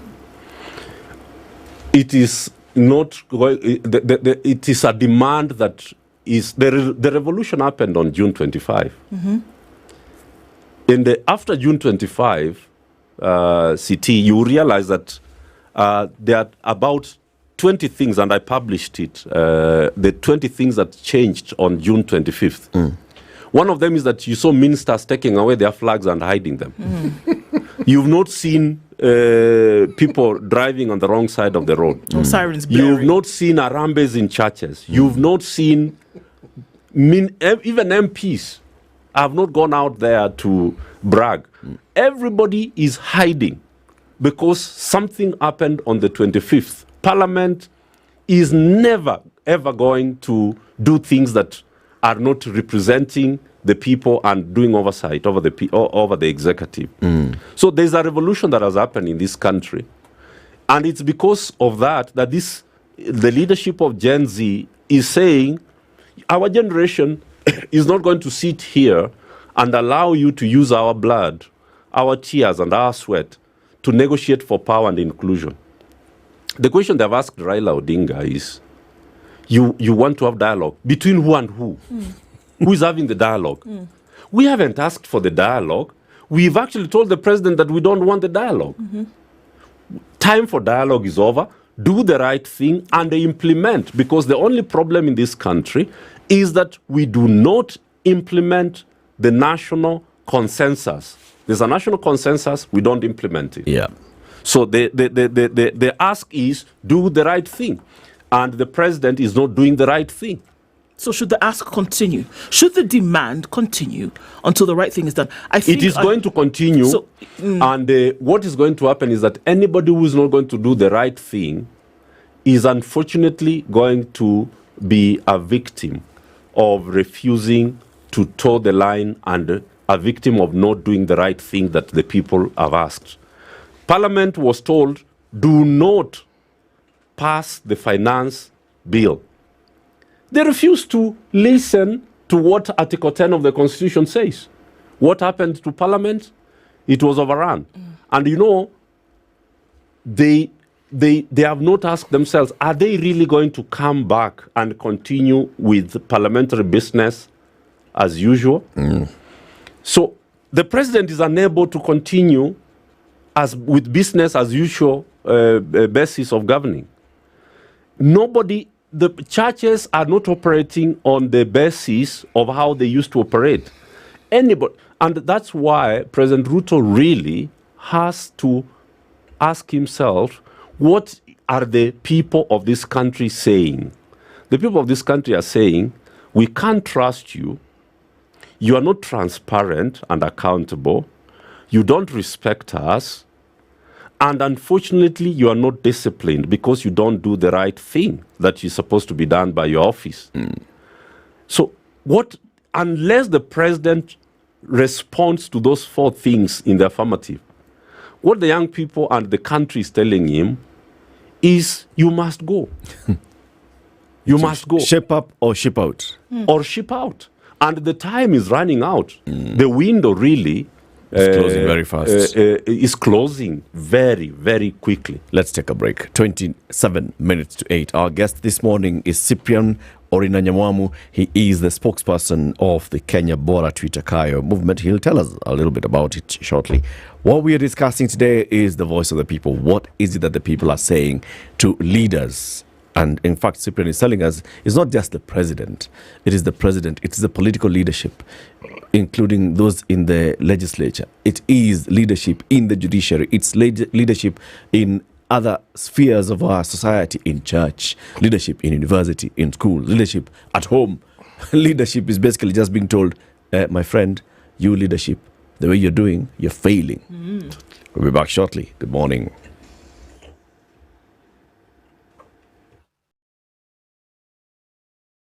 This is the Situation Room, the only way to start your day. If we just gloss over issues and hope that time heals, then we might find that in generations to come, we might be back at the same situation. And the whole thing is born of stolen elections. Spice. When it comes to the decisions you make, you must be independent. There's no way you can allow one institution to dictate to you how you're going to conduct your operations, how you're going to decide cases. It's a no. When you weaken the institution to the point where they cannot take action, then you realize that politicians have to come up and now start dealing with the issues. That conversation has to die. Our politicians do not like the hard stuff. We must insist on the path of doing things right, whether popular or unpopular. Money changes hands. That is a fact. If you have political goodwill at the highest top, like in Rwanda, then corruption will be an issue of the past. If you don't have political goodwill at the top, we will pass laws, we will amend laws, we will continue passing laws and re-amending laws, and nothing will happen. This is the Situation Room, the only way to start your day. The weather with SpiceFM.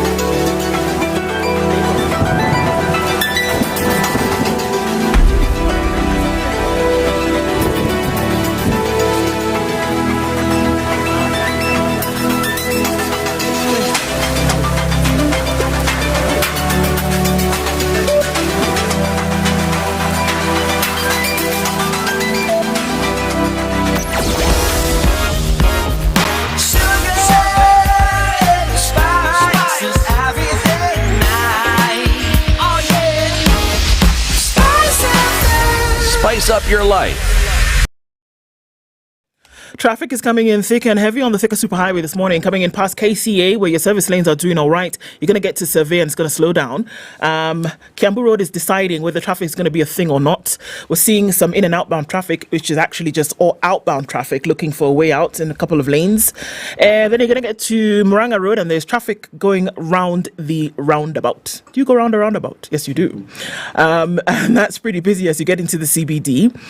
Landis Road is dealing with a backlog of folks who are shukishaing mboga at Wakulima.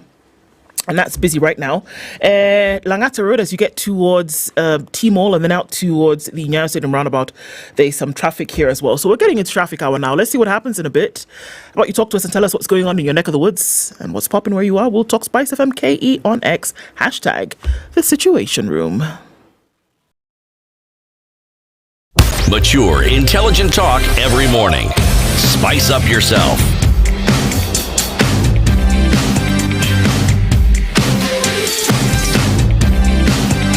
Mornings done right.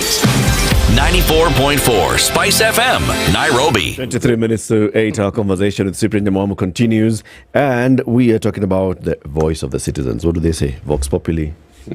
Vox Dei. Vox Dei. The voice of the people is there? Voice of God. The voice of God. You know, we're not alone in this. Huh? If you remember in the 60s when there was clamor for civil rights in the U.S., the part of the U.S. where the clamor was loudest and where segregation and discrimination was greatest was in the South. There was a certain governor of Alabama called George Wallace, pro-segregation. Yani, they die in the world, no excuses whatsoever. Now, there was an attempt on his life. So he was wheelchair bound. He was a 4-term governor. When civil rights movement reached its peak, remember what this guy was doing? He's the one who sent the National Guard against people like Martin Luther King. People died. I mean, dogs against people. You watch the footages of these things. It was horrible. Burning at the stake. Exactly. That was him. When the civil rights movements took hold and the law started supporting the rights of black people, Wallace did a U-turn, a complete U-turn. In his wheelchair, that man went to black churches, everything where black people were, and he apologized and said, I take full responsibility for the things that I have done and I apologize. And he did the rounds. When elections came, that man got the largest black vote that had ever been seen. Correct. He was voted for. Was he genuine? Now that is for history to determine. But he went personally and apologized and itemized the things which were wrong. Just say, I'm sorry. People who died here and this, I take responsibility. It is I who did this and I've come to ask for forgiveness. That he was voted, I believe the people felt... They believed him. This man has apologized for his wrongs. Now, the problem is our leaders actually don't mean the things they say. That's it. Because they're not our leaders. Oh, okay. Off the blocks, why? No. There's a difference between leadership and the dealership.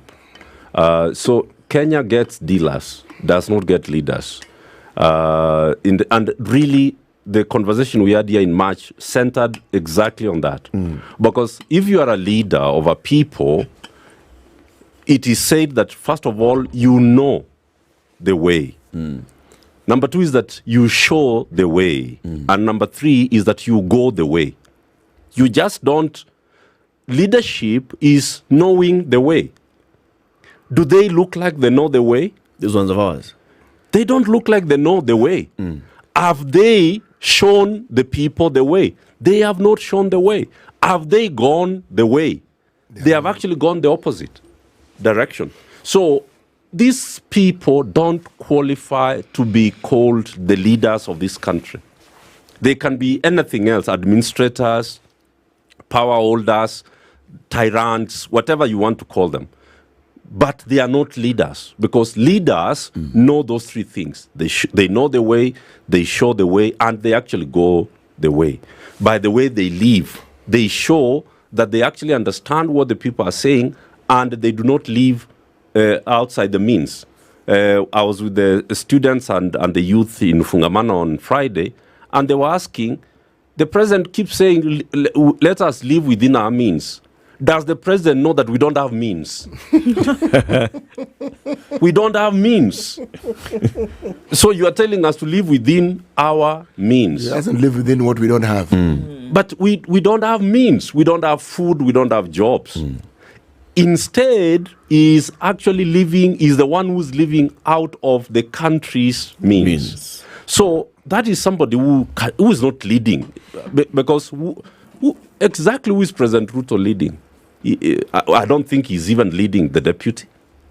You know, so that. So these are not leaders. These are not leaders. These are dealers. They dealers are are transactional. To use the position to privatize public resources so that they can become dollar millionaires and dollar billionaires.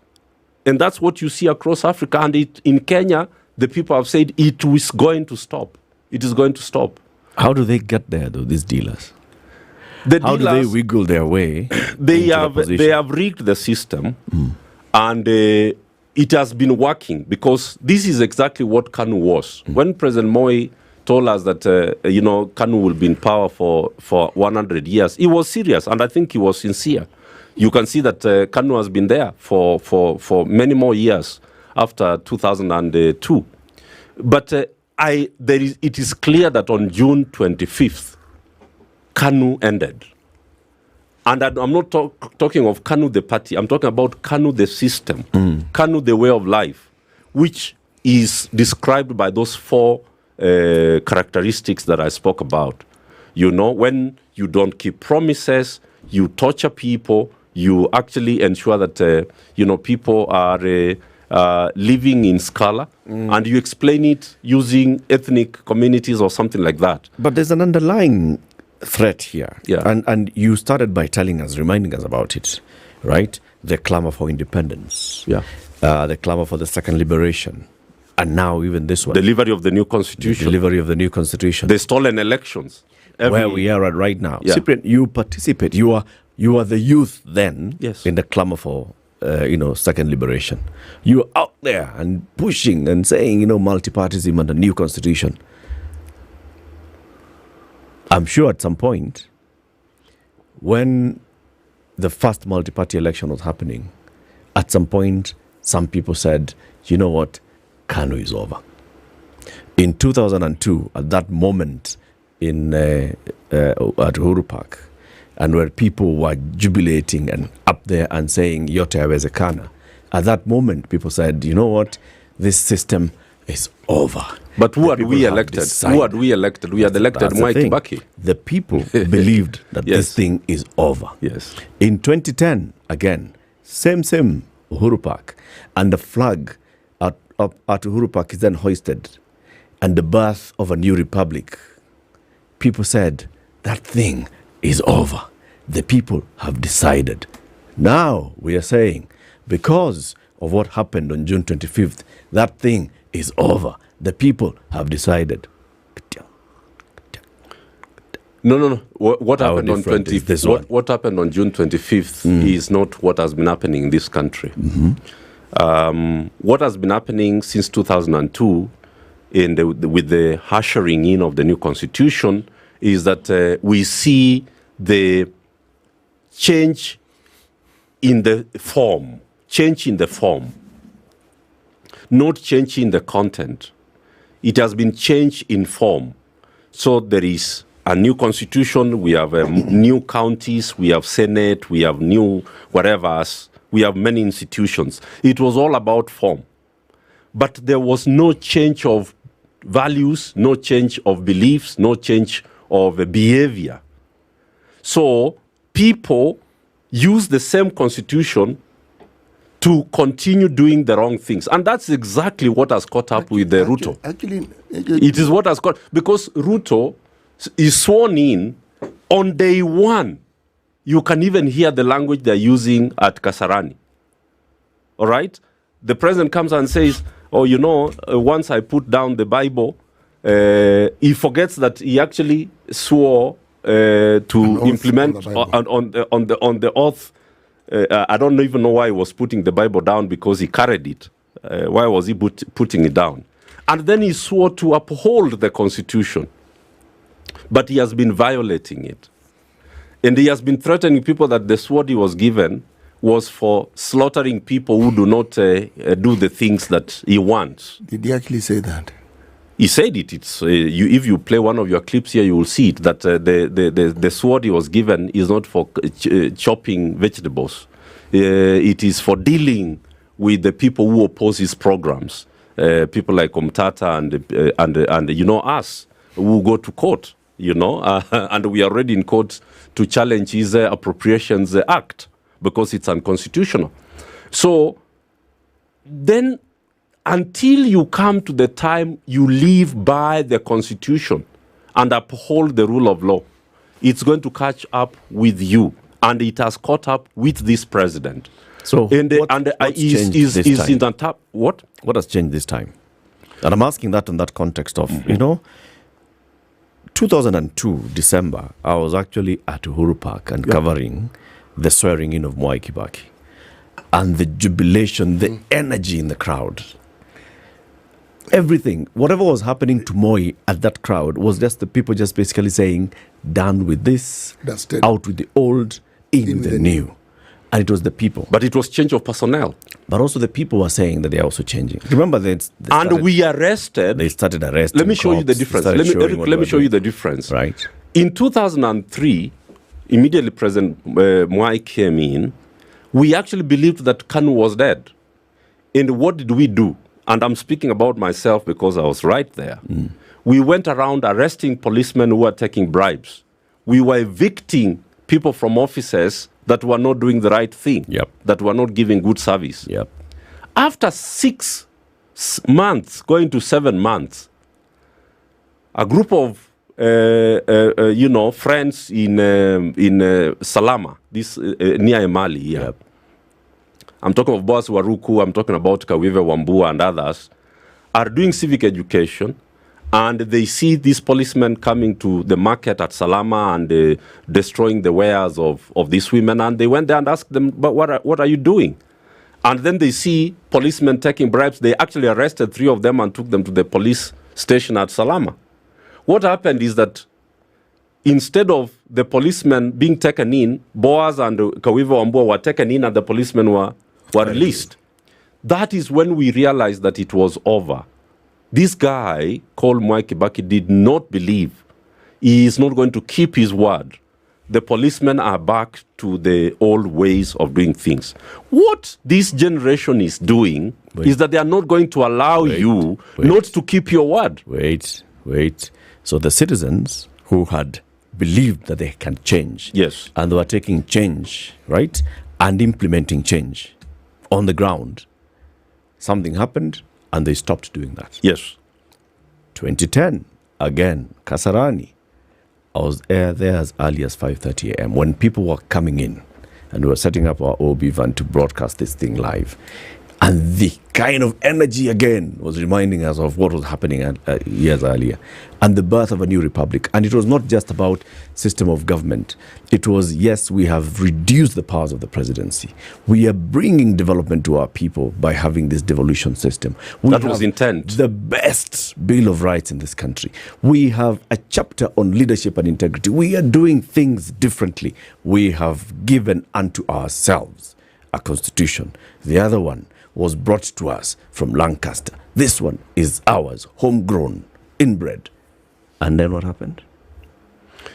So that was intent. Citizens had high hopes and high intents. Mm-hmm. They were not fulfilled by those who were put in office.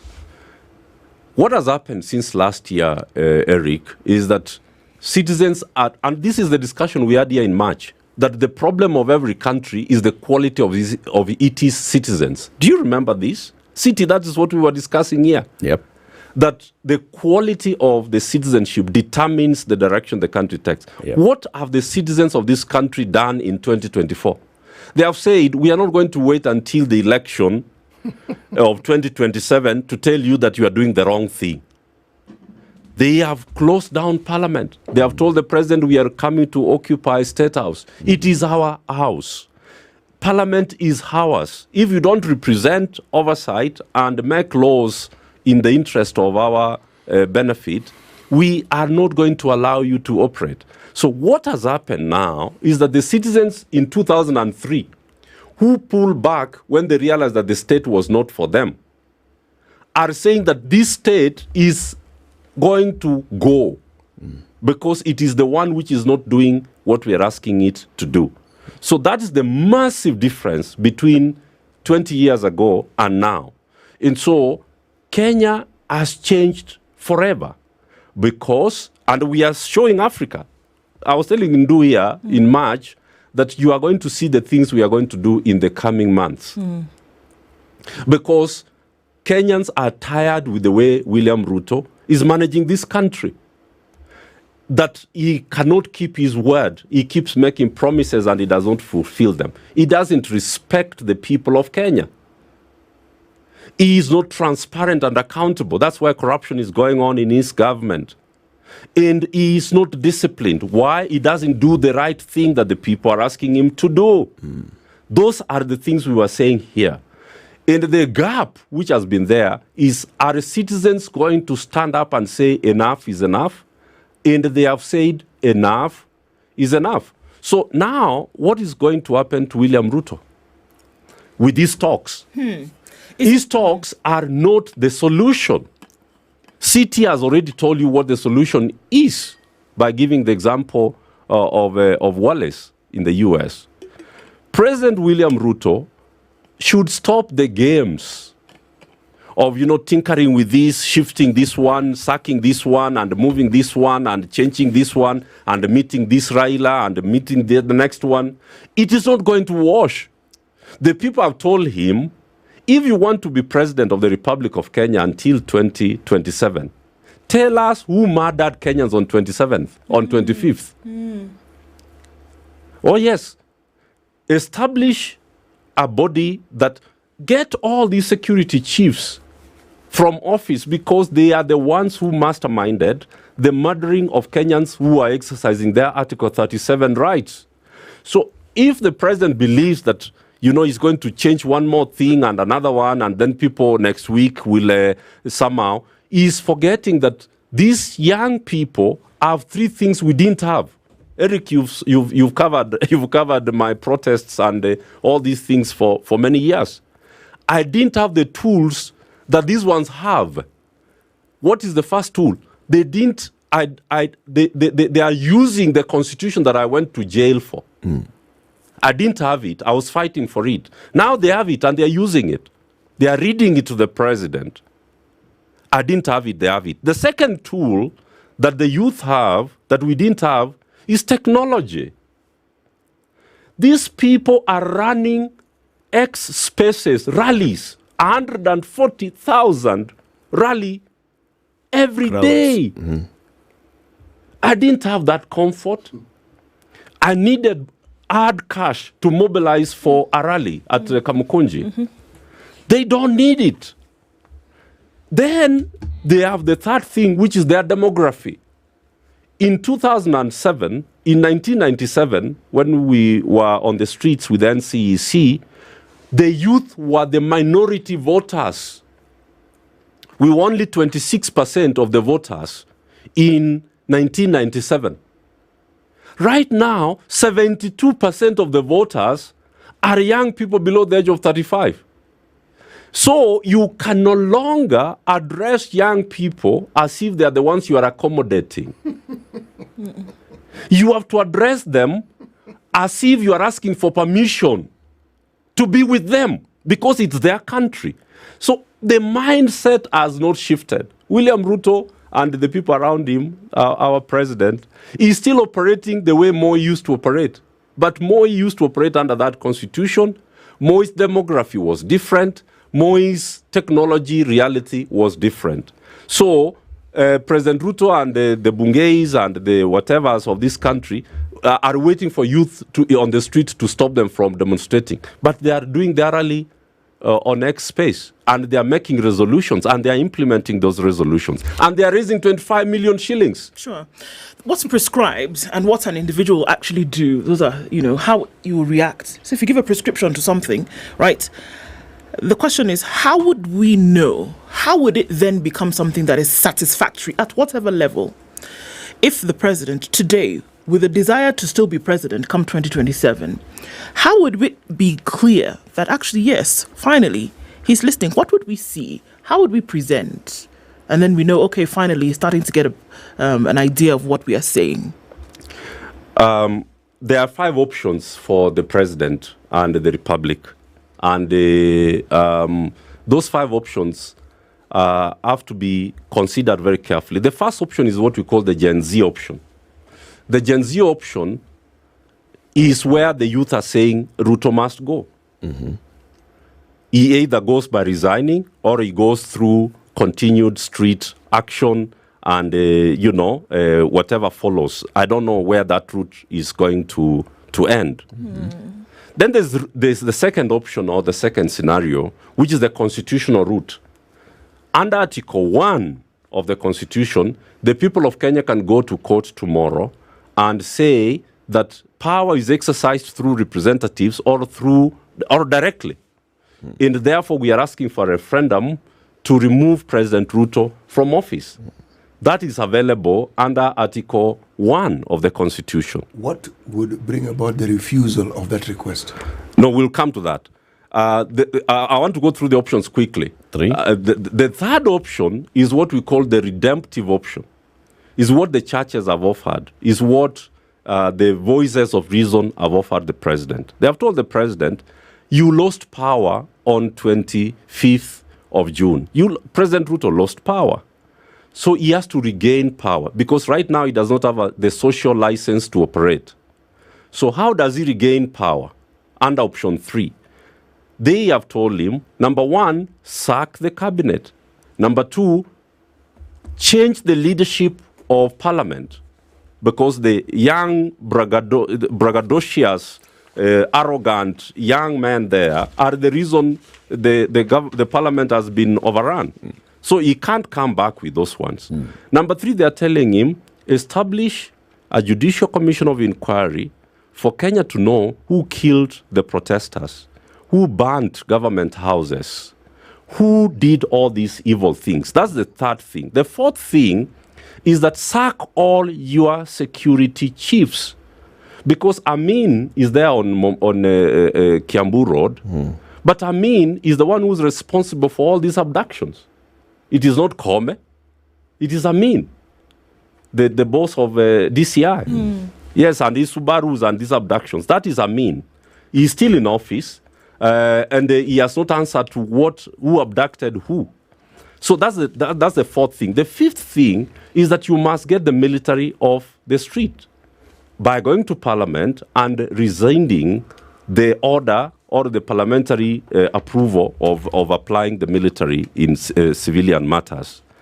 Number 6 is that the president has already signed the IBC bill into law, give the people of Kenya their right to recall rogue MPs who vote yes when the people are saying vote no.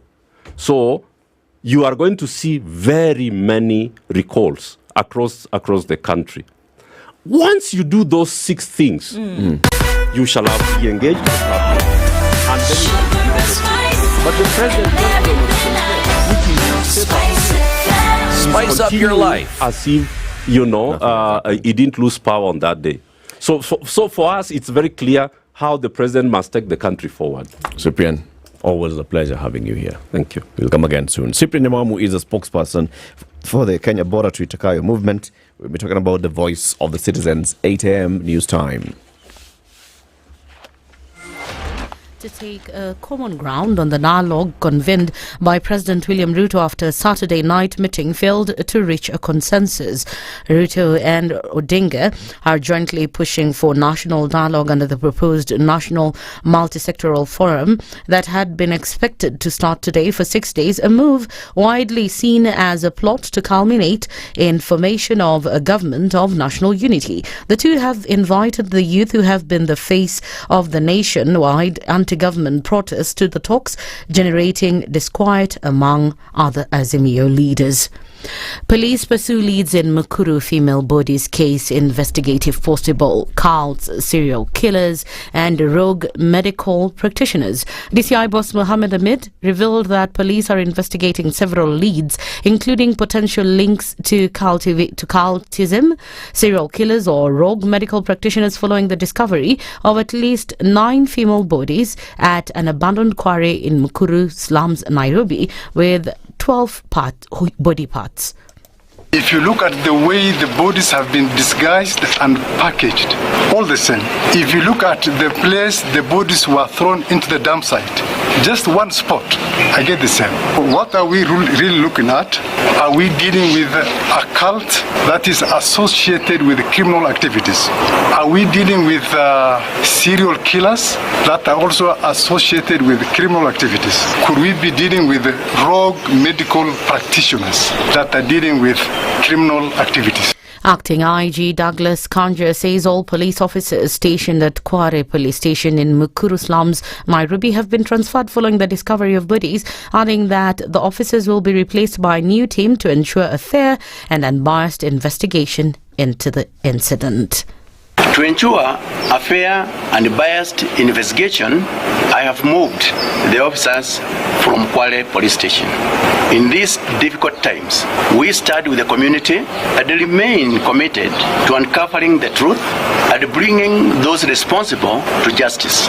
We interviewed her sister, who confirmed to us that Josephine indeed disappeared on 26th of June. At around 9 a.m. while she was at home, she received a call from a male person, and she told her sister, I'm going to meet my friend.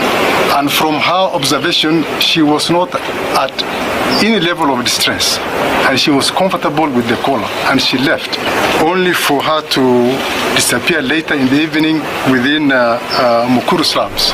So that is an aspect we are also investigating. Police and investigative agencies say they'll take at least 21 days to unravel the mystery behind the dismembered bodies found at the Quarry dump site in Embakasi South constituency. Prime Cabinet Secretary Musalia Mudavadi has reiterated the statement that Kenya is interested in strengthening its close relations with other countries such as France. Speaking during the French National Day celebrations at the French Embassy in Nairobi, Mudavadi said Kenya has valued its long history and relationship with France that has been for more than 60 years. On this special occasion, we are reminded of the enduring and robust bilateral relations between Kenya and France. Our two nations have enjoyed a long history of friendship and cooperation, spanning over 60 years, characterized by mutual respect and a shared vision for a sustainable future. It is appropriate that we celebrate this bond today as we reflect on our achievements and look forward to even greater collaboration in the years to come.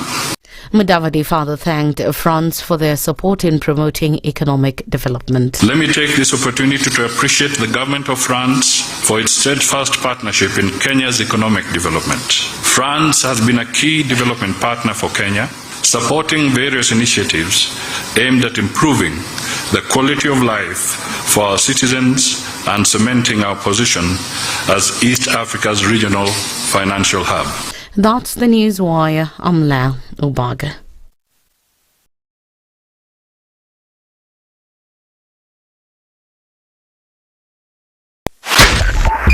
.5 Spice FM, Kisumu. Patrick Lodge, Otieno Lumumba. Karibu sana. Asante sana. CT Muga. CT Lodge. Muga, not Muga. He's here, and here's the day's proverb.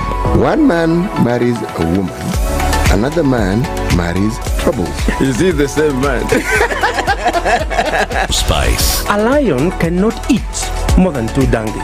It would die a natural death because there is no ICU in the forest. In Kenya, it has become the situation that you cannot conduct 2 elections. In fact, with the same IEBC. You can't. I tell you about this Indian friend of mine who was enjoying other Indians in the group. He wrote the word valve and told them, read it. So how did he say it?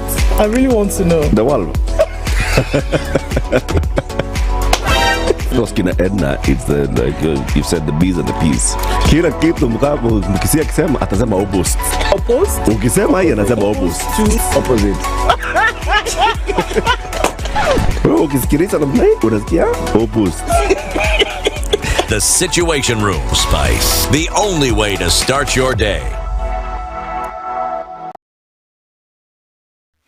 All right, so traffic in the city still continues and coming through towards the Globe Cinema roundabout in the CBD off of the Thika Superhighway via Murang'a Road. That's very busy. It's also still busy on Kiambu Road as you get towards Muthaiga Square.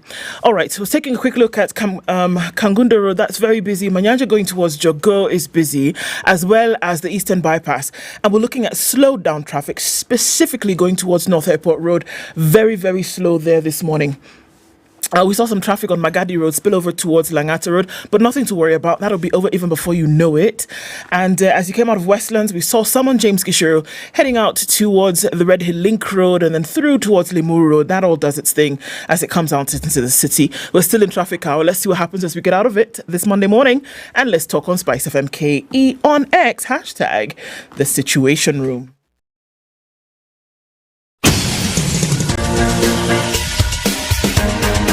This is The Situation Room, the home of hard-hitting political commentary and penetrating insights about the state of the nation. This is a talk radio experience like no other. The Situation Room, a place for hard truths, debates, and elevated conversations. The Situation Room, witty, political, engaging, deep, controversial. In the room, we have C.T. Muga, researcher, academic, seasoned political observer, a fountain of wisdom in these politically uncertain times. Ndu Okoh, Nigerian by birth, Kenyan by choice, communications expert, Pan-Africanist, a truth seeker and believer in people power, and Eric Latiff, agent provocateur, the man in the chair, seasoned journalist, news hound, a man who believes in punching up, not down.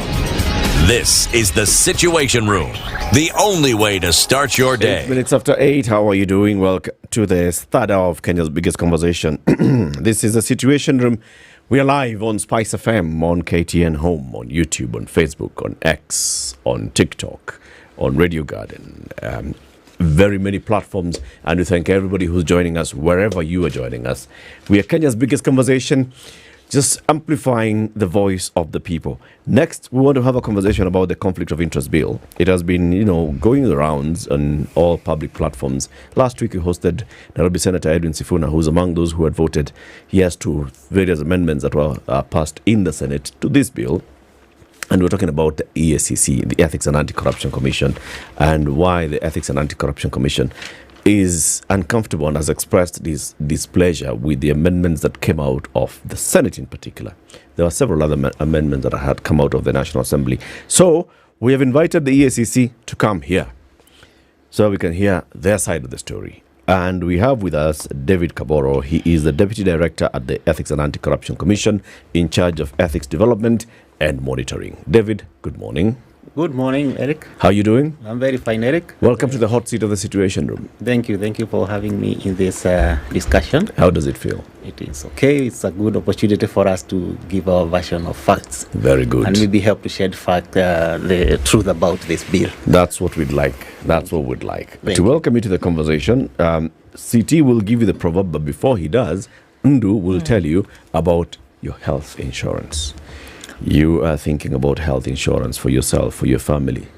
Maybe you have an elderly member of the family that you'd like to make sure that they have got proper health cover. Ndu, go. Jubilee Health Insurance, it's the oldest insurer in the region, is it not? Yes, it is. So what it is that you'd be looking for, to be able to cover yourself and your family over, whether you're looking for something for the juniors, whether you're looking for something for somebody in the midlife, whether you're looking for something for folks who are in the elderly section of their lives, Jubilee saying, you know what, we can cover you. Your insurance that you need to go in and see the doctor, if you need for some kind of specialty care, if you need to travel and get travel insurance as well, Jubilee Insurance takes care of the length and breadth of all your medical needs into the millions, really. And there's a number you can call. Citi knows the number. Off head, Kwanza. Jubilee. Yeah. 0709 949 000. There you go. David, you see? Yeah, I have got it. The seniors cover works. It definitely works. Take care of everything. Gives you peace of mind. The number again, Citi? Yeah. 0709 949 000. Very good. I got that also. And if you'd like to visit them on their website, it's www.jubileeinsurance.com. Thank you. The proverbs this week are from another island in Africa. Yes, an island nation, Cabo Verde, or otherwise Cape Verde, some people call it, Republic of Cabo Verde. When carrying an elephant's flesh on one's head, one should not look for crickets underground. When carrying an elephant's flesh on one's head, one should not look for crickets underground. What's your interpretation of the proverb, David? Wow, that's a fantastic proverb. And I think it clicks in the mind automatically.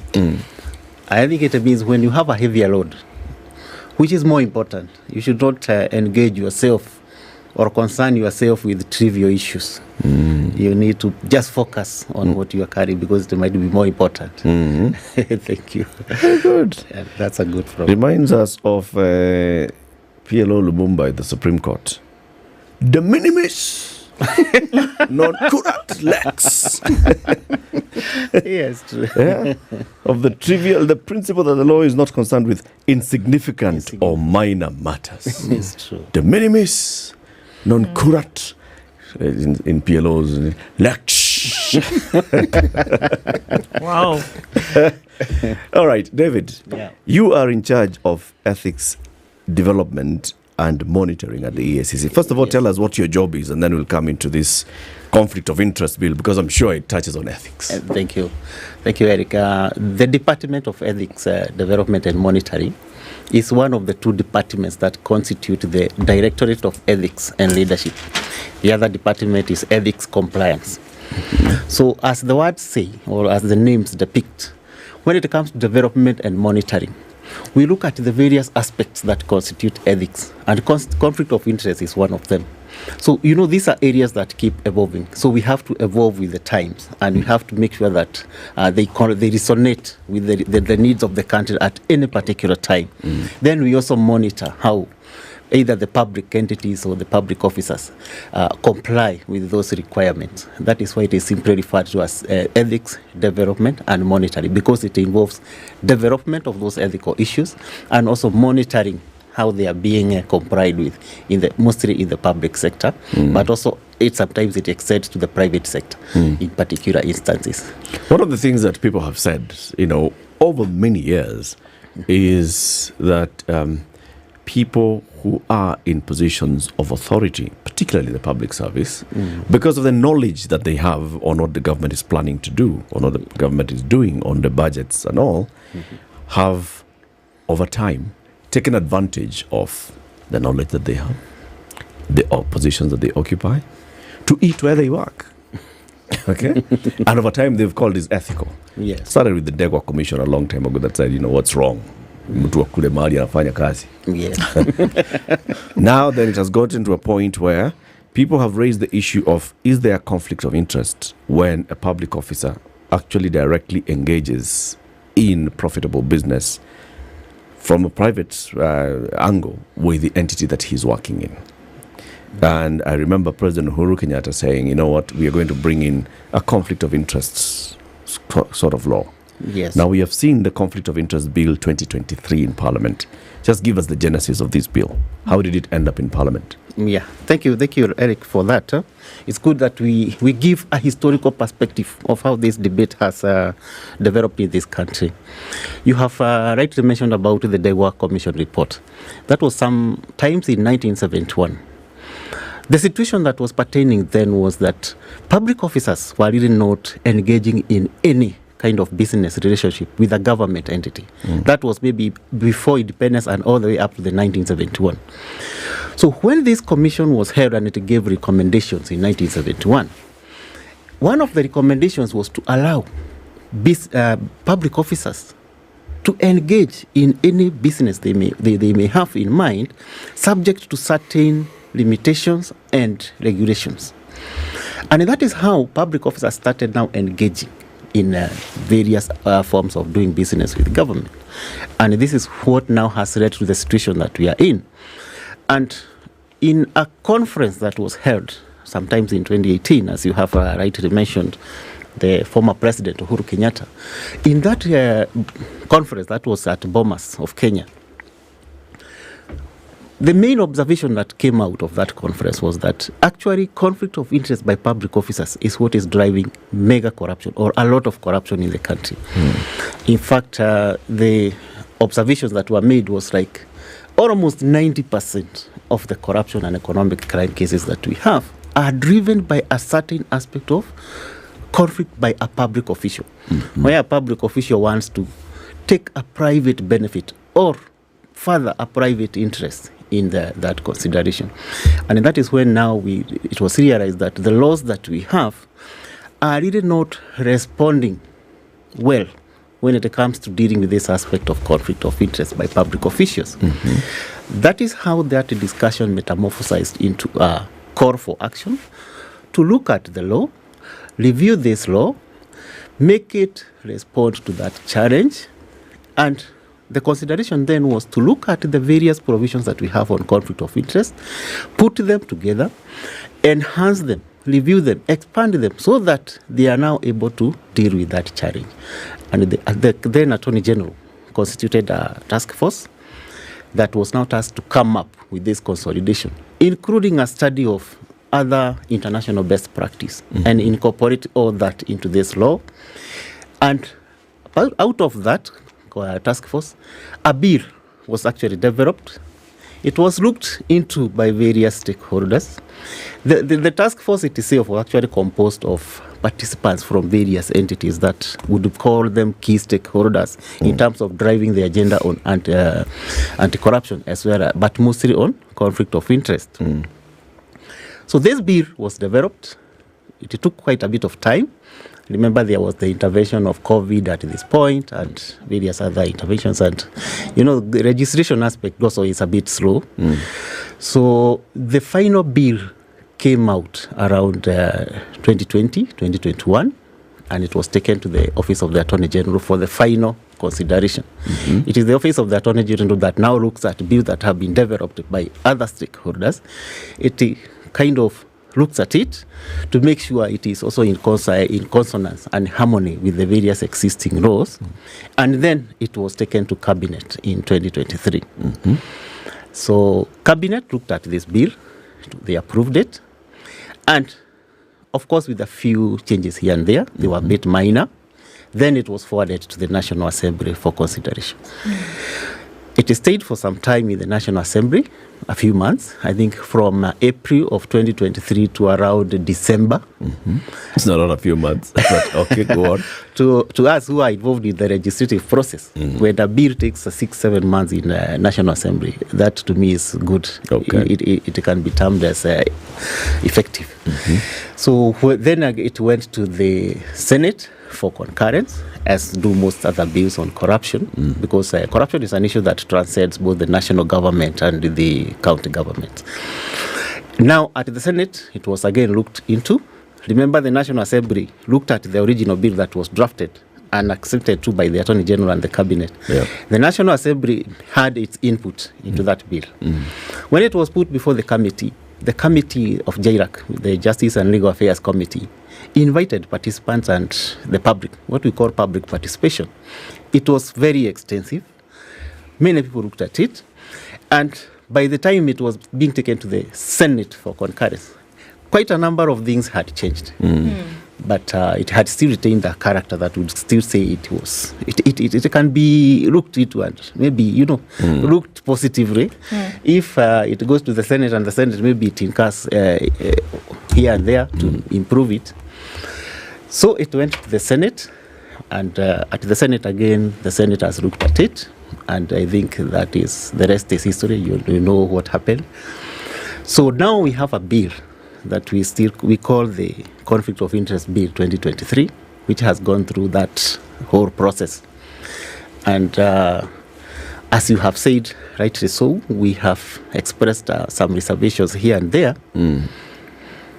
But I wouldn't say that they should be looked at as EACC objecting to this bill. It is making our input known as one of the key stakeholders, because fighting corruption, and especially when it comes to conflict of interest, it requires a multi-stakeholder approach. So the EACC is giving its version of input on this bill for consideration. Okay, so why don't we jump into it then? What is the input that the EACC is giving that would cause a bit of contention then between the EACC and the Senate? So, thank you, Madam Ndu. It is a bit difficult for me to pronounce that based on from where I come from, but I'll get used to it. But when you look at the bill, the resultant bill that has come out, we see a number of shortcomings and challenges that will pose a big challenge when we want to enforce this law. I don't know whether I can. Maybe I should start by looking at some of the flaws that we observe in this bill, but then later we can go into particular ingredients or various elements of this bill.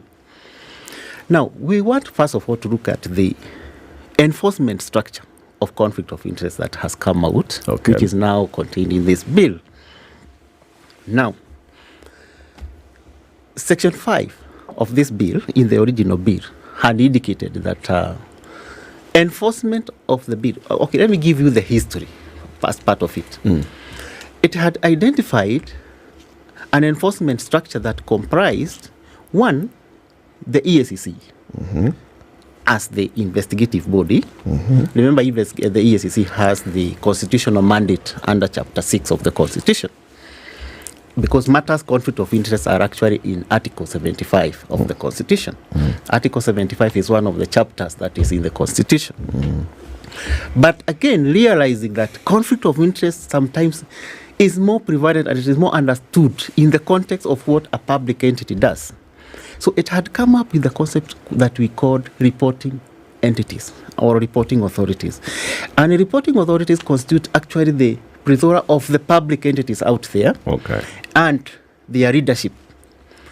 So the structure or the design of the original bill was that the EACC, despite being the main implementer or the main enforcer of this law, could designate various reporting entities and various reporting authorities for purposes of making it easy to enforce and ensure compliance with the requirements in the bill. For example? For example, it can say chief executive officer, a CEO in a particular government entity, will be required to do A, B, C, D in terms of making sure that the staff or the employees in that entity comply with particular requirements in this. bill. Okay. For example, maintaining a register. I can use the very basic example, maintaining a register of conflict of interest. Then they would make periodical reports to the EACC. To the EACC. Right. Okay. And that is where the concept, a reporting entity, came. And you can see it being used consistently in the bill. Up above the EACC and the reporting entities and authorities, there is now the public officers themselves. They were also made part of the implementation structure, because various obligations, requirements under that bill were to be driven by the individual himself. Remember, conflict of interest is something that is more personal to an officer. Yeah. Even your own employer may not know some of these instances. So we have a compliance requirement that stems from the public officer himself, goes to the entity, and then the law enforcement bit, where, for example, a criminal element is ascertained or is suspected. So now, when this bill goes through these provisions, at the National Assembly level, that changed a bit. Now implementation was said it will be a dual aspect between the EACC and the reporting entities or the reporting authorities. What that means is that the reporting entities would also institute, for example, if something is suspected to be a conflict issue, they can undertake an investigation alongside an investigation by the Commission. Right. And the National Assembly said, where a reporting authority or a reporting entity has commenced an investigation, then the Commission cannot purport to undertake a parallel investigation on the same matter. Okay. This is one of the things that was tweaked. That was not in the original draft. Is that what you're saying? Yes, exactly. So this one came at the National Assembly level. Okay. So the import of that is saying, for example, if it's in a certain institution, the MD of that public entity, let's just speak for purposes of just a conversation here. Exactly, yes. The MD of the Kenya Ports Authority is a reporting authority. Yes. But in Parliament now we're saying that the MD, if the office of the MD feels that there is an issue of conflict with an employee of the Kenya Ports Authority, the MD can institute an investigation to establish the extent or whether there is a conflict that exists. Exactly, that is the And when such an investigation is ongoing, EACC, please kaini kando, tutawaambia, tutawaita tukimaliza. Exactly. Okay. So that was the implication. Okay. Now let's go to the Senate. What happened at the Senate? Senate says now the Commission should keep aside. Let us have the reporting entities being the main implementers, not the main, the only implementers of this law. Right. So it means now the Commission is kept aside. Now, first of all, in our view, this becomes unconstitutional because EACC has the statutory and constitutional mandate to deal with the matters conflict of interest under Article 75 of the Constitution. So now we have a situation where now, using the case, the example that you have used, it is now the MD of Kenya Ports Authority to undertake that investigation as and when a case arises. And that is the situation. What would be the problem with that? Now, Madam Ndu, let's assume this is your company or this is a public entity. You're the MD. You are the MD. You suspect Eric has a case of conflict of interest. Okay. Now, first of all, you are not an investigator. No. Your job is an MD. You deal with maritime issues, management of ships. Do you really have that capacity to undertake an investigation? Number two, maybe the aspect that Eric has committed to constitute conflict of interest is something you are also involved. Or it could be yourself. You're also benefiting from that. Okay. I don't know whether you can see a bit of a challenge. I can see it very clearly. And I think this is now where the contention has come in, is it not? Yes, exactly. Shy of just saying it, that if somebody had their hands in the cookie jar, then why would you want to hire your own investigator to find out what you yourself were doing in the cookie jar? Exactly. No? Okay. Exactly. Yeah. That is one of the concerns. Okay. Because when you look at this law, that is now the kind of interpretation that comes out. Okay. Yeah. Let's move away from the entities, a government agency like the ports. Let's move to the county government. How would this law apply?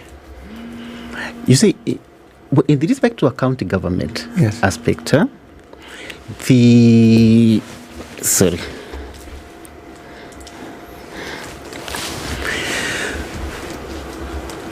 what the law had envisaged is that the commission, being the implementer of the law, could delegate. That's what I said in the beginning. It could delegate and designate somebody to be the reporting authority for a particular public entity. And when you had this law, who did you envision? When you look at the number of people, I may use the word, I like the word you use, plethora of individuals whom we could choose from. Yes. What sort of office, what sort of individual did you see as being the sort of person who would be appropriate to be appointed to undertake such a task? In fact, it was not even envisaged. It is already in the law, in the very draft bill. Maybe I can just highlight that section for you. In the very original bill, which I have with me here. The cabinet bill. Yes, the one that was now taken to the National Assembly.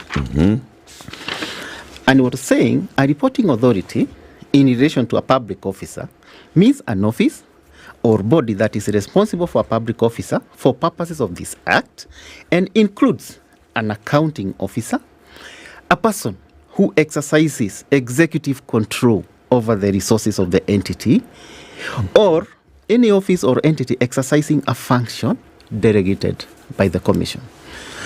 So from that kind of definition, you can already start envisaging, with respect to accounting, definitely it would be, you can categorize maybe the county into two aspects. There will be the executive function and maybe the county, the assembly function.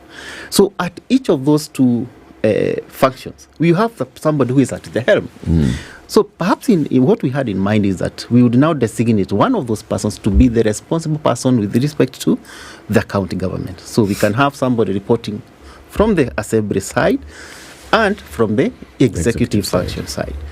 That kind of arrangement. And this would be an individual whom the commission would designate, if I'm to understand. Yes. Actually, the designation was supposed to be gazetted, so that this person, once he has been designated, he becomes the responsible officer for purposes of implementing, ensuring compliance with this law.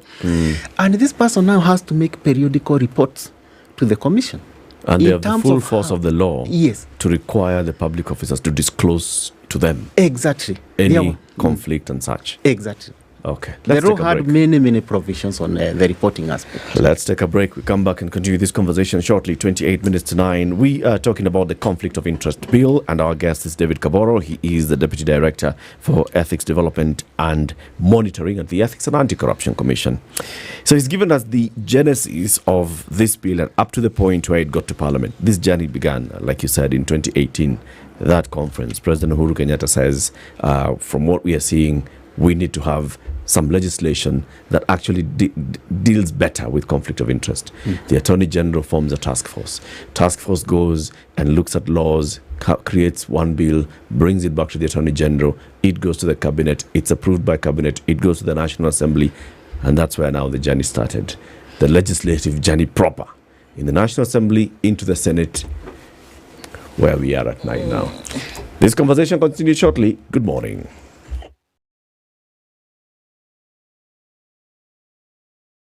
This is the Situation Room, the only way to start your day. Spice FM, Malindi. Business news with Spice FM. This is the Business Wire, brought to you by Stanbic Bank. I'm Leah Ubaga. Kenyan digital taxi drivers have threatened to deactivate their applications due to the discounts that are being given by the service providers. The drivers say they'll boycott and turn off Uber, Bolt, Faras and any other apps operating in Nairobi, Nakuru, Mombasa, Kisumu, Nyeri and any other town or city until this comes to an end. According to the drivers, despite them having to remit the commissions to the taxi apps, they still have to incur the costs that come with the discounts. About 33 shillings out of every 100 shillings spent by the government in 5 successive budget cycles to 2023 was borrowed, official data shows, signalling the continued dependence on debt to finance the annual budget and its implication on the public debt load and sustainability. The National Treasury has estimated total deficit financing between the 2018-2019 financial year and the 2022-2023 cycle at 4.691 trillion shillings. Kenya's oil wealth dream has been delayed further after the government rejected a commercialization proposal by British exploration firm Tullow Oil, citing gaps in the field development plan. An FDP outlines how an oil company intends to develop an oil field as well as manage the impact. That's the Business Wire. I'm Leah Ubaga. How do I improve my credit score? For repeat borrowers, 1. Repay all loans, credit cards and mobile short-term loans in good time with discipline. 2. Deal any old accounts. Keep them open and active. If not required, then have them closed by the bank. 3. Consider consolidating your debt facilities. 4. Get a handle on bill payments. For first-time borrowers, do not shy away from borrowing with the bank and repaying in good time to build a good credit score. Financial tips brought to you by Stanbic Bank. SpiceFM Business. The weather with SpiceFM. It is a sunny morning in Nairobi.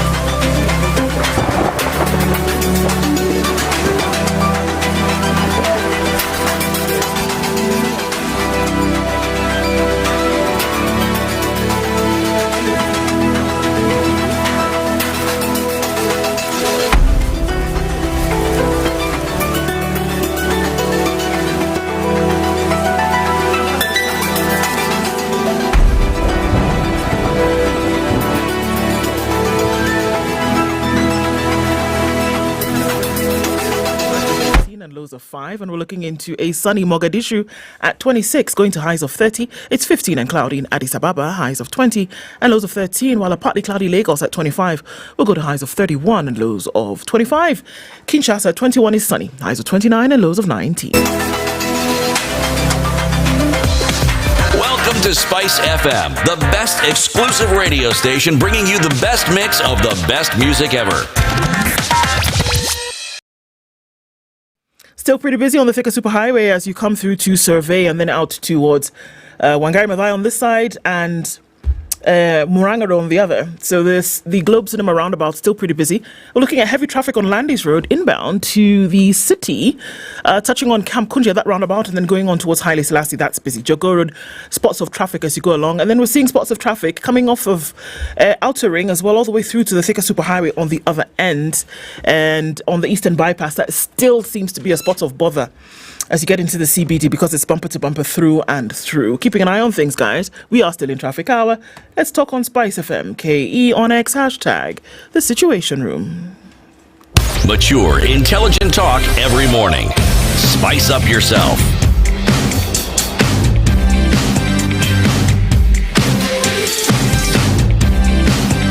Mornings done right.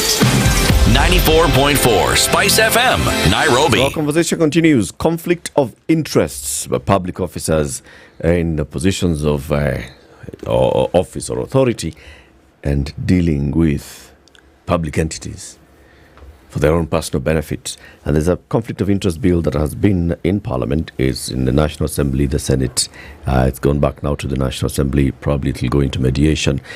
David Kaboro is the Deputy Director, Ethics, Development and Monitoring at the EACC. He's our guest. So, David, one of the conversations, we had a conversation last week with a senator, Edwin Sifuna, senator for Nairobi. And he came with the bills. The bill that came from the National Assembly, the bill that left the Senate, and the bill that came into the National Assembly.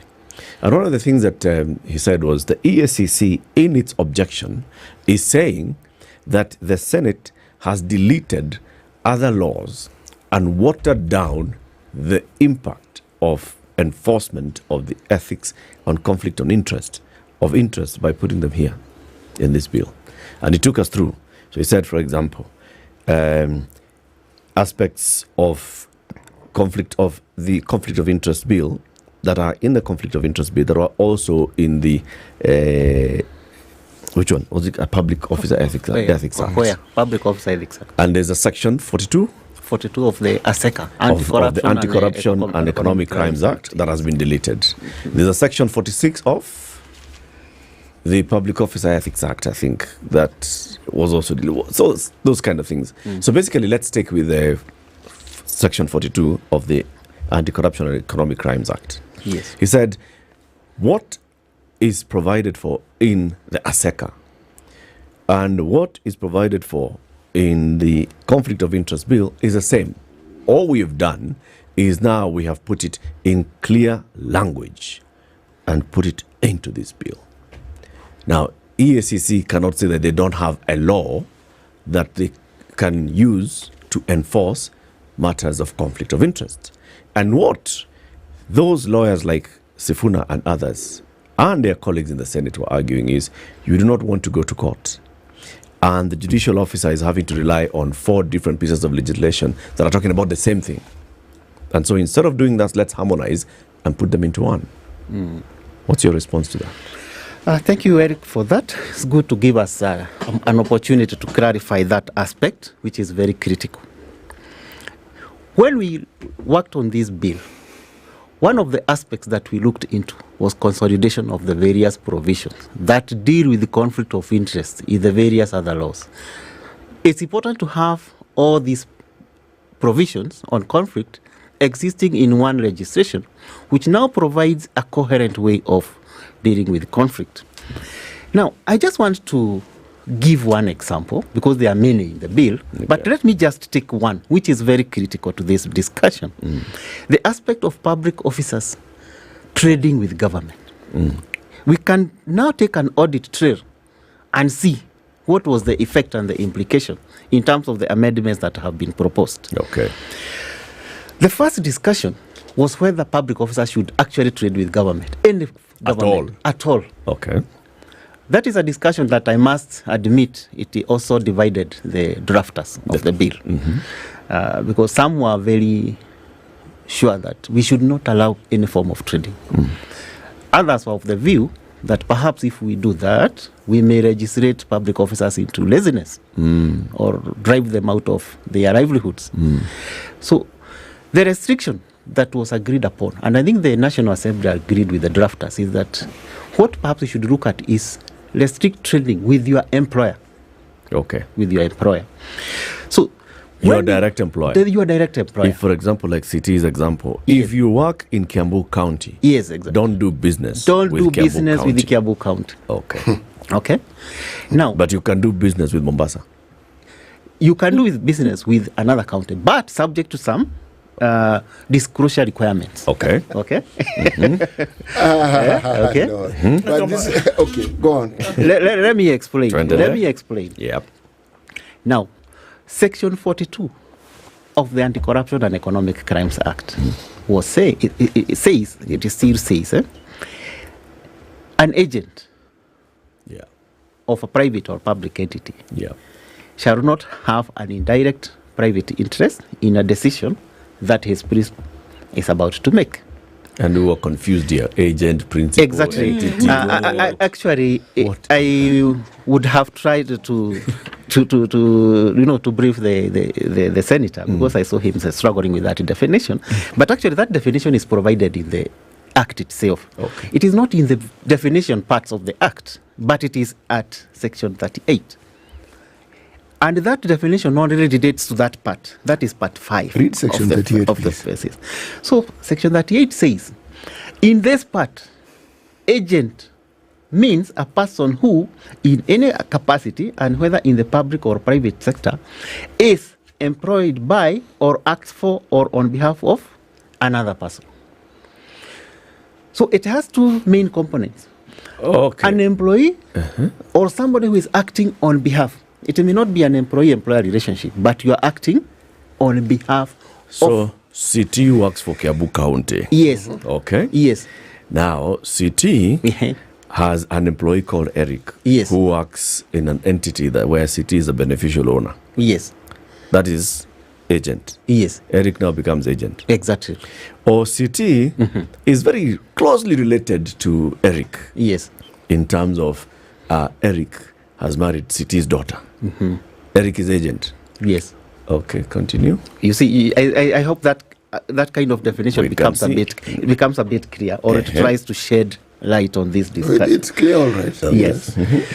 Now, something that Eric has touched about. Let's say you are in Kiambu, but going to Mombasa. Okay. This bill had some provision. Remember, I said we isolated various aspects of how conflict manifests itself. One of the aspects which the bill provided for is something we call exchange programs. Okay. So an exchange program is something you can do in Kiambu County where you work. It will amount to conflict, direct conflict. So you decide to collude with Eric, who is in Mombasa. You exchange. Nipatie hii job, nikupatie hii. Unampatia kazi na yeye anakupatia.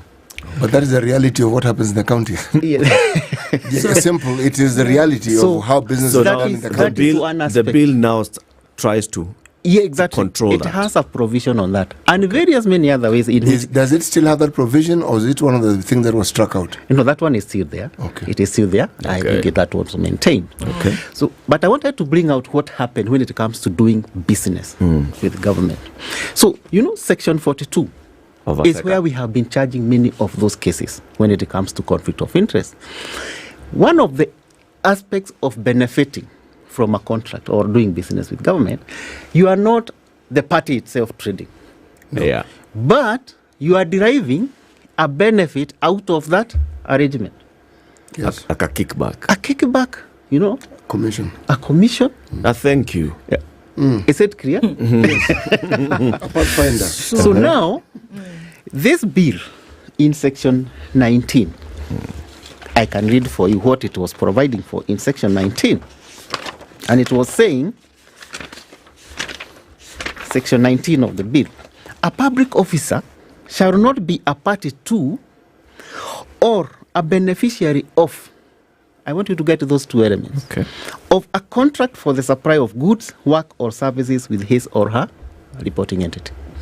So as I said, section 42 of ASECA, it had both elements, either being a party to or benefiting. That is the interest that is referred to in section 45. The proposal that has come out in this bill is to retain, shall not be a party to, is retained, but what is removed or beneficiary of. Oh. This is a classic example where a word can have a radical effect on the consequence. Like shall. Repeat that again, please. It says, a public officer shall not be a party to or beneficiary of a contract for the supply of goods, work, or services with his or her reporting entity. This is what went from the cabinet to parliament, right? Yes, exactly. Okay. What left the Senate? What the Senate has proposed is to remove those words or beneficiary of.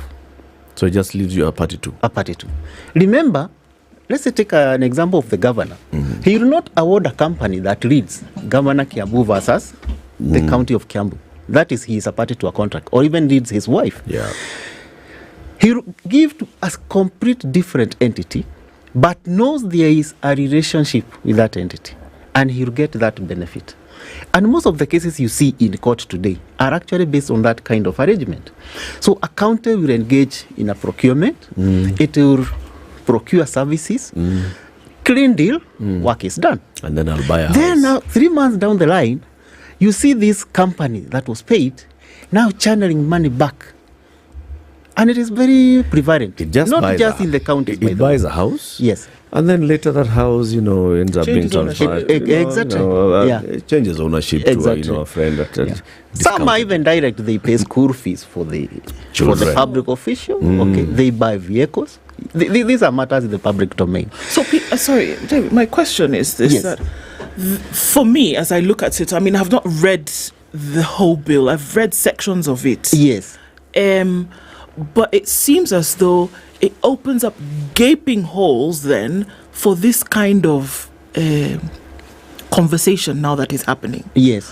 Whereas many would ask, why don't we just close the whole thing and say that public officers should not do business At all. At all. Why are we doing this whole thing of maybe it shall, it shouldn't, it must, it Beneficial mustn't, to agent to of. party of? Yes. That's where the confusion comes. Close the thing, say, you know what, you serve in public, you serve for the state, you're not doing business, end of story, kick caboodle out. I'm actually very happy because now this is a national debate.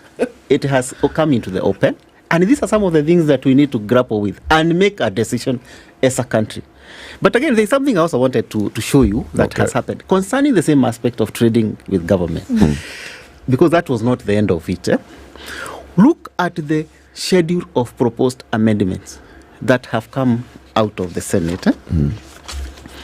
And one of the sections that has been proposed to be deleted, other than Section 42 of the ASECA, is Section 27 of the LEA. The Leadership and Integrity Act. Section 17 of the Leadership and Integrity Act. It is one of the sections that have been proposed to be deleted. And what does that section say? Section 17. It is titled Participation in Tenders. It says, a state officer or a public officer shall not participate in a tender for the supply of goods or services to a public entity in which he or she is serving or is otherwise similarly associated.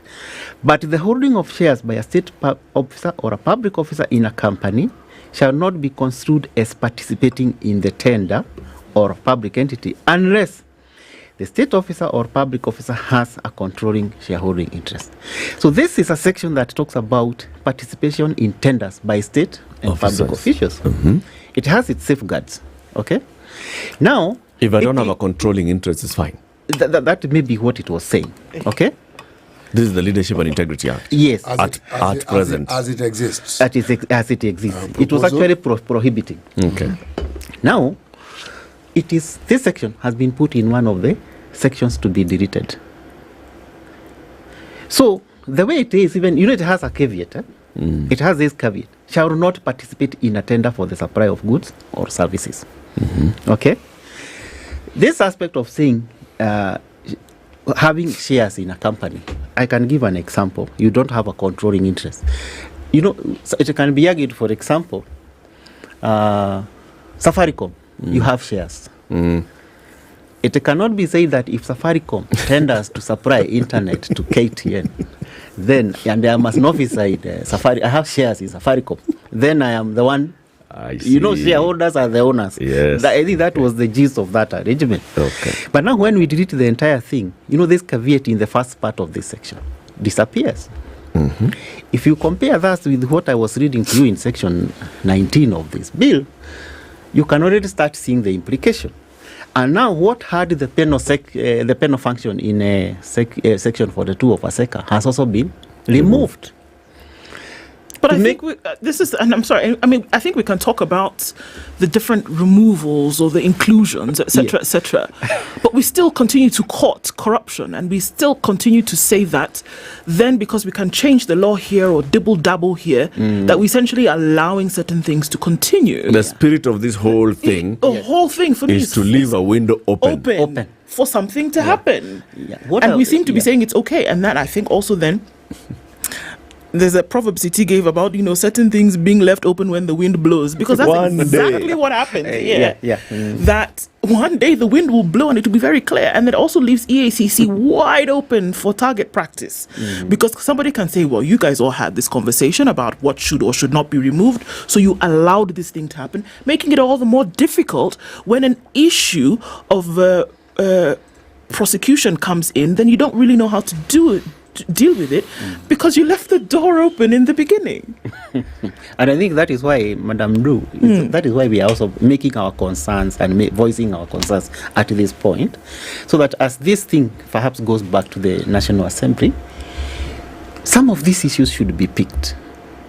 And what we need to ask ourselves, what was the original intention of us having this law in the first place? So what was the concern that we had? But tell us, what was the intention? What's the spirit here? Yeah. What I would say is this. Conflict of interest had actually permeated all ways of life in the public sector. And we needed to have a way to deal with it wholesomely, in a way that will allow us to deal completely with conflict of interest. And that is why it was providing many, many avenues. For example, and I think we also need to clarify this, conflict of interest should not be looked at as a crime per se or as an offense from the beginning, because situations of conflict exist with us. We are human beings. We have to be conflicted almost all the time. An example, you are a matatu driver, you are driving for passengers. In one of the stages you are picking passengers, you realize it is your son or your mother. Will you charge this person? Utalipisha, what will happen? Those are aspects that exist in our daily life. And the original intention of this bill was to provide avenues on how to manage.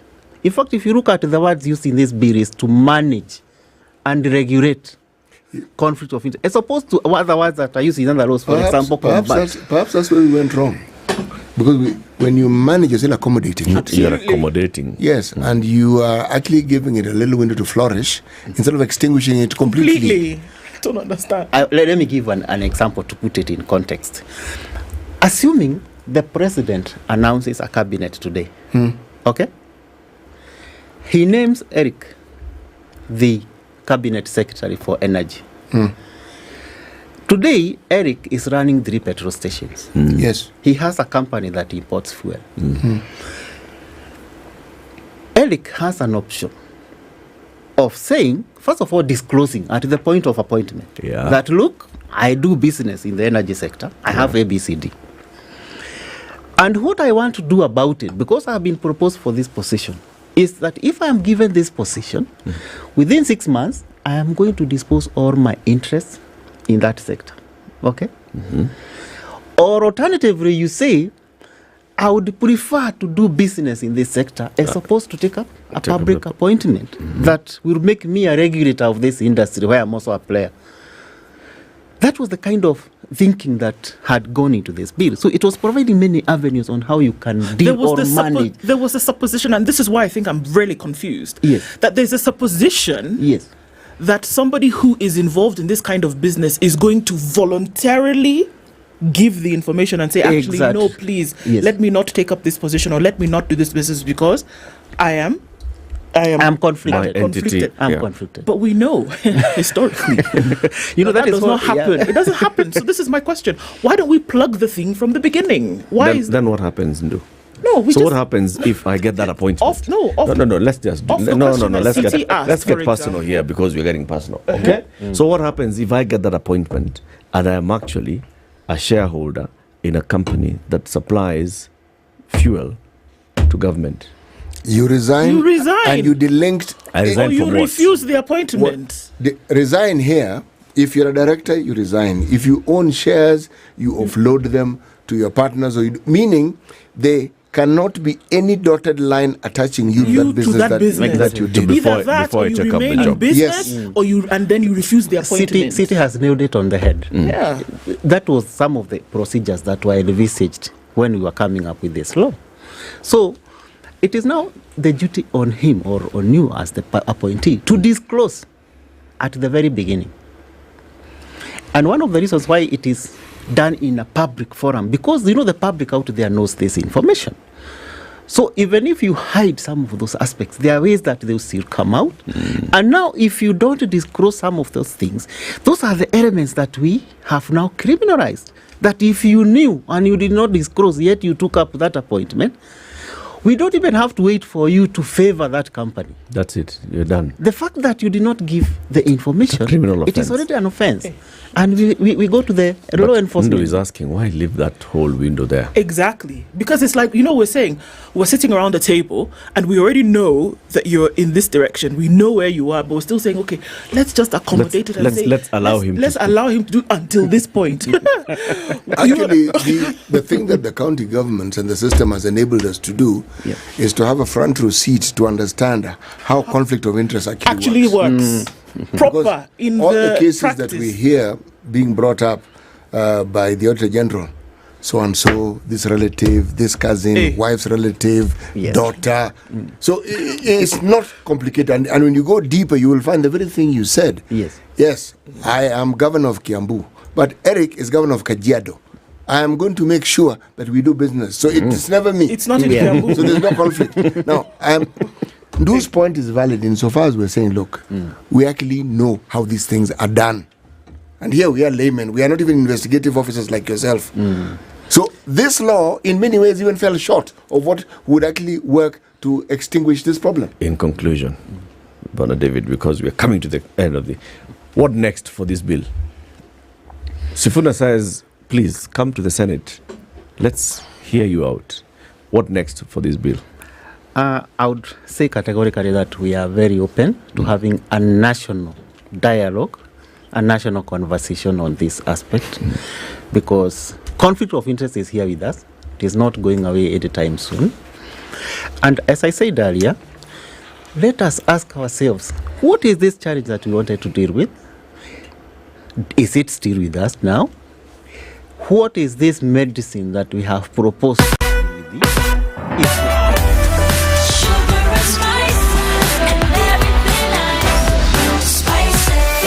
Spice up your life. But still we have faith in our parliamentary system, and we hope you have faith. David Kaboro is the Deputy Director for Ethics, Development and Monitoring at the EACC. 9 a.m. This is the news wire. Detectives are interrogating a suspect after the body of a woman was found stuffed in a sack in his house in Villa, Embakasi, Nairobi. Police said the discovery was made after a Boda Boda rider that he wanted to help him ferry the body and dispose alerted them. Detectives are paying keen attention to the suspect, who lived a few kilometers away from the Quarry dump site, where up to 10 female bodies and body parts have been recovered. Police said the arrest happened on Sunday at about 3 a.m., where the suspect was found in possession of an assortment of items, including SIM cards, 7 identity cards, gloves, socks and a panga. This event comes as DCI boss Muhammad Amin said as of Sunday at least 9 bodies had been recovered and preserved at the city mortuary, and all are female aged 18 to 30 years. If you look at the way the bodies have been disguised and packaged, all the same. If you look at the place the bodies were thrown into the dump site, just one spot, I get the same. What are we really looking at? Are we dealing with a cult that is associated with criminal activities? Are we dealing with serial killers that are also associated with criminal activities? Could we be dealing with rogue medical practitioners that are dealing with criminal activities? Acting IG Douglas Kanja says an autopsy is planned on the bodies at the city mortuary for today, even as teams go on with the search of the decapitated bodies at the dump site. To ensure a fair and biased investigation, I have moved the officers from Quarry Police Station. In these difficult times, we stand with the community and remain committed to uncovering the truth and bringing those responsible to justice. We interviewed her sister, who confirmed to us that Josephine indeed disappeared on 26th of June. At around 9 a.m. while she was at home, she received a call from a male person. And she told her sister, I'm going to meet my friend. And from her observation, she was not at any level of distress, and she was comfortable with the caller, and she left, only for her to disappear later in the evening within Nakuru slums. So that is an aspect we are also investigating. Police have launched investigations to establish the cause of fire that razed down the boys' dormitory for Ngu Secondary School on Sunday evening in Kibwezi, West Makueni County. Staff from the school said that no one was injured during the unrest. The reason for the fire incident and those behind it are yet to be established at the mixed day and boarding school. It's the third school to have witnessed instabilities in Makueni after Muga boys and Kaumoni boys schools.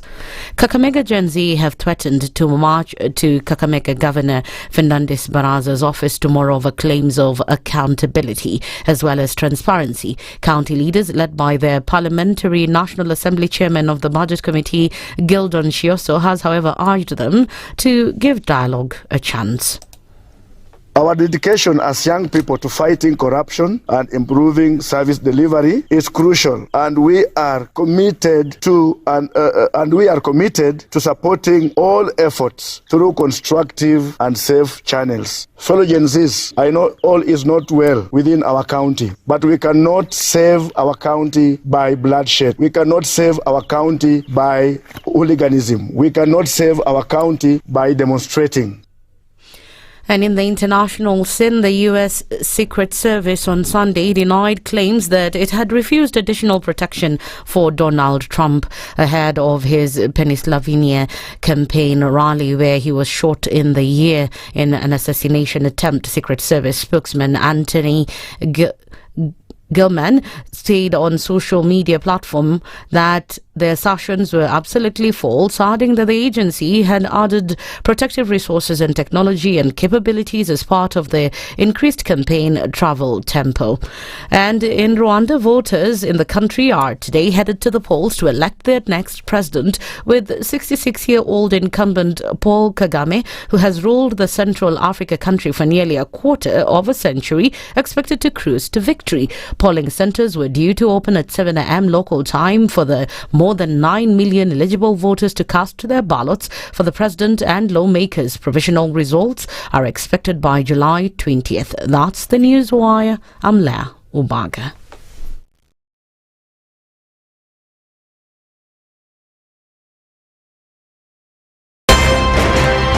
When you're impeached, you're impeached. When you're sentenced, you're sentenced. Madam Chief Justice. Until the sentence is set aside. Ukibeba vitu kwa roho utakufa. If you carry things in your heart, you will die. The reason for which you went to school and then gathered experience, that reason must be paid for. Oh, right. Oh, okay. This level. Shape up or ship out. Levels don't change. No. Since I'm not shipping out. You know my business partner here. Shipping out. Are we talking about the ship in the bathtub? Or the ship man? Emmanuel Talabu used to tell us a story of they were in school and they've been told to write composition about a ship. His classmate raises a hand. Teacher, are you talking about the ship or ship goat?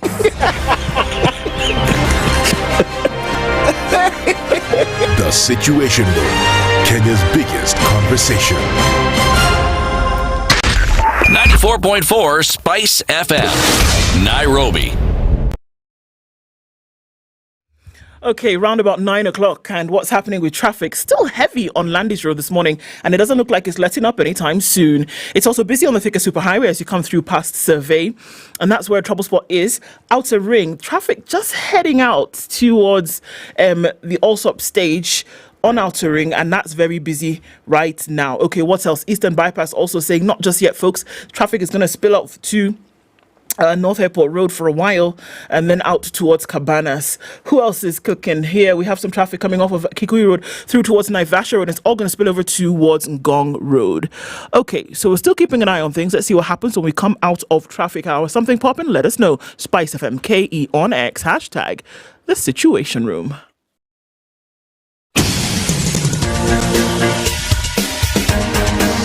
This is The Situation Room, the home of hard-hitting political commentary and penetrating insights about the state of the nation. This is a talk radio experience like no other. The Situation Room, a place for hard truths, debates, and elevated conversations. The Situation Room, witty, political, engaging, deep, controversial. In the room, we have C.T. Muga, researcher, academic, seasoned political observer, a fountain of wisdom in these politically uncertain times. Ndu Okoh, Nigerian by birth, Kenyan by choice, communications expert, Pan-Africanist, a truth seeker and believer in people power, and Eric Latiff, agent provocateur, the man in the chair, seasoned journalist, news hound, a man who believes in punching up, not down.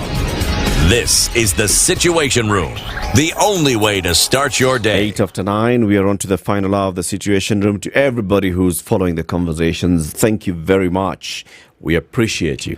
Those who are following the conversations much later on our YouTube recorded streams, on our Facebook streams, thank you very much as well. And we appreciate you as well. Siti, Ati Jubilee Insurance, Ati they are the oldest in the market.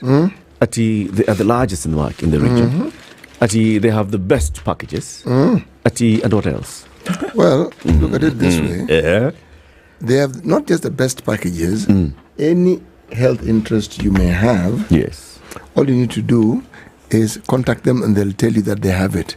But it goes beyond just what you need within the country and the individual, whether you're entities, whether you're traveling abroad and you're concerned that, who knows, this or the other may happen and you may need healthcare. Now, this is where it really gets interesting and attractive. They're telling you, by the way, us, we can do better than that. We can actually give you a cover of up to $4.5 million US. Up to, okay? Yes. It's called Premium International Cover. Now, surely, when an entity offers you such a variety, that much, should you not get in touch with them? Should you not find out for yourself? What is all this about? Yes, and if there is the other needs you may have that haven't been mentioned, should you not take the step of finding out how they can serve your interest best? Yes, you should. Yes, and all you need to do is call 0709 949 000. Okay. Yes. Jeremiah Kioni, the Secretary General of Jubilee, should be on his way.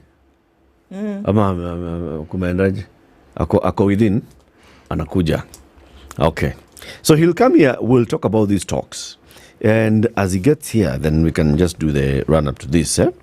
Azimio calls another meeting today amid split over Ruto dialogue invite. Okay?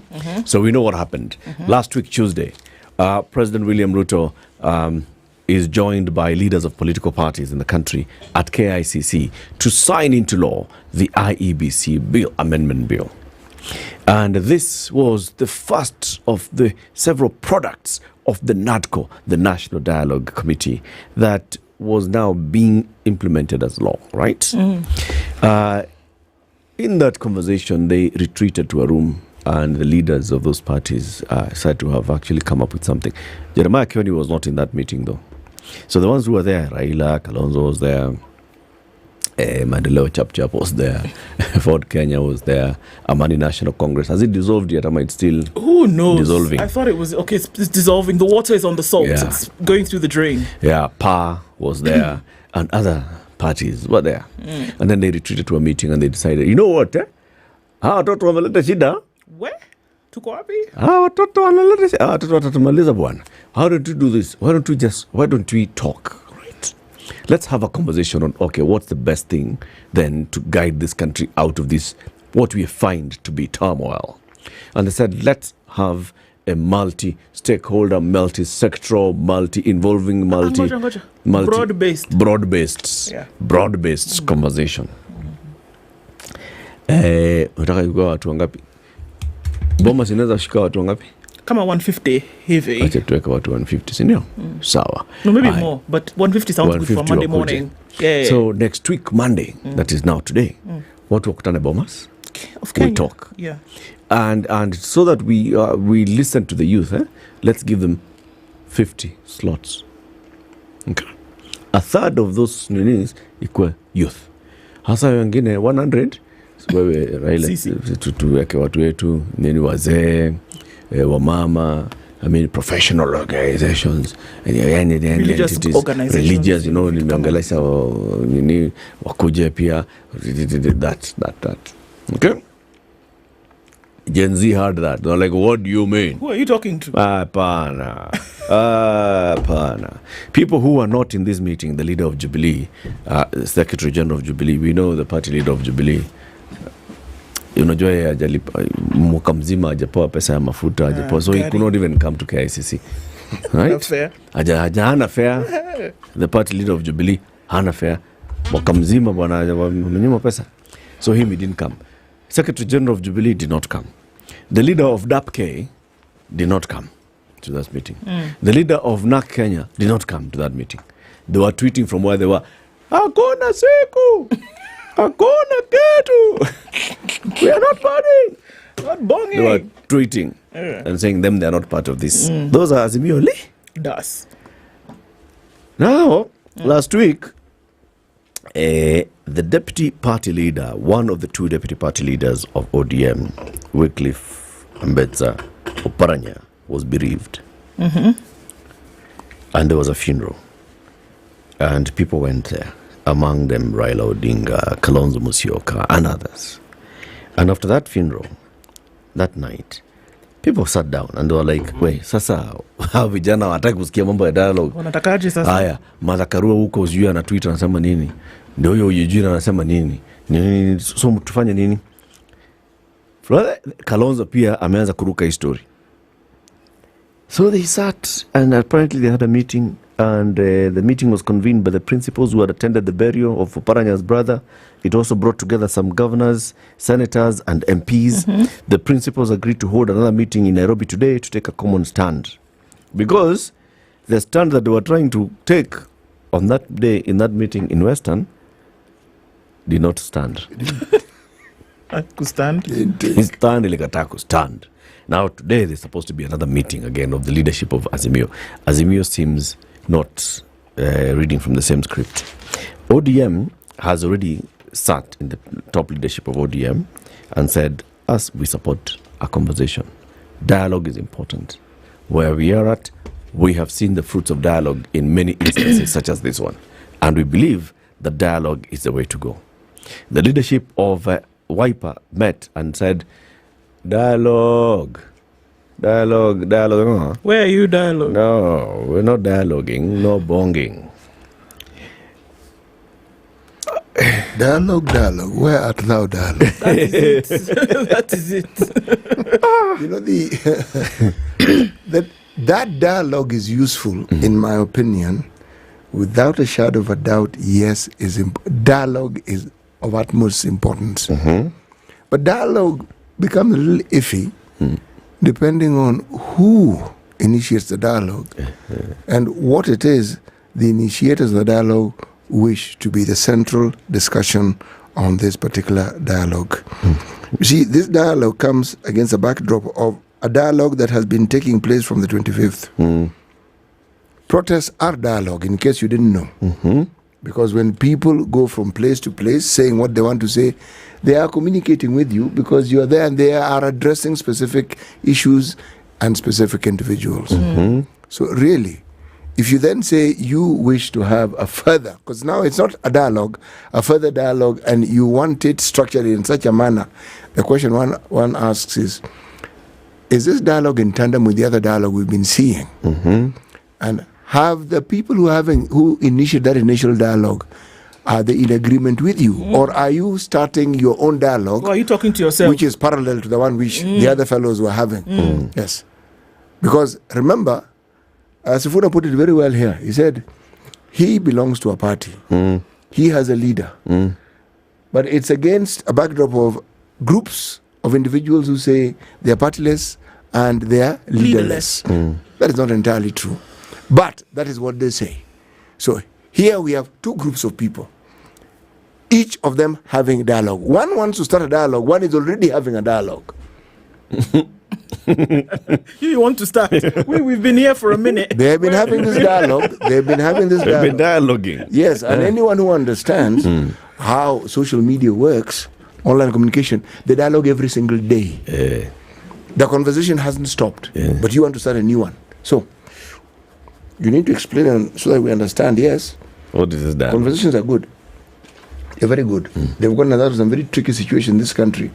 But this one that you're proposing, explain further, please. So one of the leaders of Azimio has joined us, Secretary General Jubilee Party, Jeremiah Kioni. Good morning. Morning. How are you? I'm fine. Karibu sana. Apology for stepping in late. Somebody has commented there. Kioni is always late. What you call? Zach, yes, I hope he won't lose his way again. Surely by now you must know where Standard. Kioni Kenya imechange bwana. Yeah. People keep records. You have to wake up early. Internet never forgets. Oh, yes. Yes. But karibu. Asante na shukuru. Good to have you here. City will give you the day's proverb. I will. Proverbs for the whole of this week are from the Republic of Cape Verde. Cape Verde. When carrying an elephant's flesh on one's head, one should not look for crickets underground. When carrying an elephant's flesh on the head, one should not look for crickets underground. One is that it is very heavy. Two is that it has a lot of value. And you need to concentrate on what you are doing. Stop listening to noises that are coming from underground. Remain focused. Stay focused. Yeah. Is there any relation to what's happening in the country at present? Now we have to stop listening to crickets and focus on what the Gen Z are saying. The Gen Z are the elephant. What are the Gen Z saying? What do you hear, you, Kioni? That we gave ourselves a constitution back in 2010 and we have failed to live by it. So? Live by it. Yes, and if you can't, give way. River should come back to its cause. Yeah, give way. And there are no shortcuts. Okay. No panel beating. Okay. So number one, you were not at KICC last week. Yes. Why? Did you receive the invitation from State House? No, but I received the invitation through others who had been given that mandate. Okay. And I through the channels that are used to communicate such invites. And I thought that all that one will be doing is to, you see, I thought that people are looking for sanitization. And for that reason, I chose not to go. Yes. How exactly were they looking for sanitization? What was being sanitized? For the last, I think now, almost a month, 2 months heading, we have had the Gen Z talking about the failure to be accountable. We have had opportunity to do things the way they should have been done, but we never did them. We, for example, if I was just to talk about that document called the NADICO report, one is that Kenyans were not fully behind the NADICO reports. They didn't quite okay, but we still went ahead, sat there for about 3 months, more than 3 months, came up with a document that again had a lot of issues with people. It required to be implemented one way or another. And there were some things that were there. Kenyans wanted us to discuss the cost of living. We didn't get to discuss the cost of living because those we were dialoguing with said it is their responsibility. We then said that there are pieces of legislation that may need to be passed or that needs to be passed for us to, try and improve the way we've been managing things. And all of them were listed starting with IEBC, and there are about 9 of them. And there was clear, we can see reasons for people dilly-dallying. And those who are in government did not show goodwill. If they really wanted to implement the NADOC report, it would have been done last year, within the months of maybe October, November, December. But again, Parliament went on recess. We are here without IBC. We are through now. This is the month of July. I don't see us having IBC even in the month of August. Sometimes maybe we may even go into September. And those are the things that have been, and it is not because it's deliberate. These things are being delayed deliberately so that we can find ourselves with no time to even implement or some of the changes that needed to have been done in the constitution. So it is a deliberate thing. The dialoguing was to slow us down. They succeeded in slowing us down. The implementing of the dialogue again has been delayed. So when you again called to go and witness the signing of the IBC Act, it was really again to be seen there. So another narrative is developed again. Kenyans are talking of issues that are not of any value. And again, since 1963, all acts of parliament have been signed in State House. So why bring this one to KICC? I have not seen one signed being witnessed by the opposition people. So you would be in agreement then that at this juncture, the way things are going, that dialogue actually doesn't work, and that Gen Z, for example, in the protests, in what is being asked for moving forward, it's not about talking. Talk shops have been held for I don't know how many years, has never yielded anything. So would you be in agreement now that this is not the time for dialogue, but that certain things just need to be done? This constitution was produced through a dialogue process. A dialogue that gave birth to negotiations. But it also tried in many ways than one to put a stop to those kind of, not for this purpose, but to put a stop to what used to be the way of running this country before, with commissions, inquiries, those dialoguing, because it's a way of the executive slowing down things and failing to do what Kenyans want, but they keep you in boardrooms over time as they again buy time and continue doing what they have always done. So, and I think it is a kind of dialogue that is also being rejected too, or floundered by many, because you cannot see any goodwill. We didn't see it before. Again, remember the dismissive attitude that was there before from the beginning. Even after elections, there was always that dismissive attitude that you do not need to listen to any other person. So all of a sudden, why would you get so preoccupied with the dialoguing again? So you don't think it works? No, it has worked in the past. You see,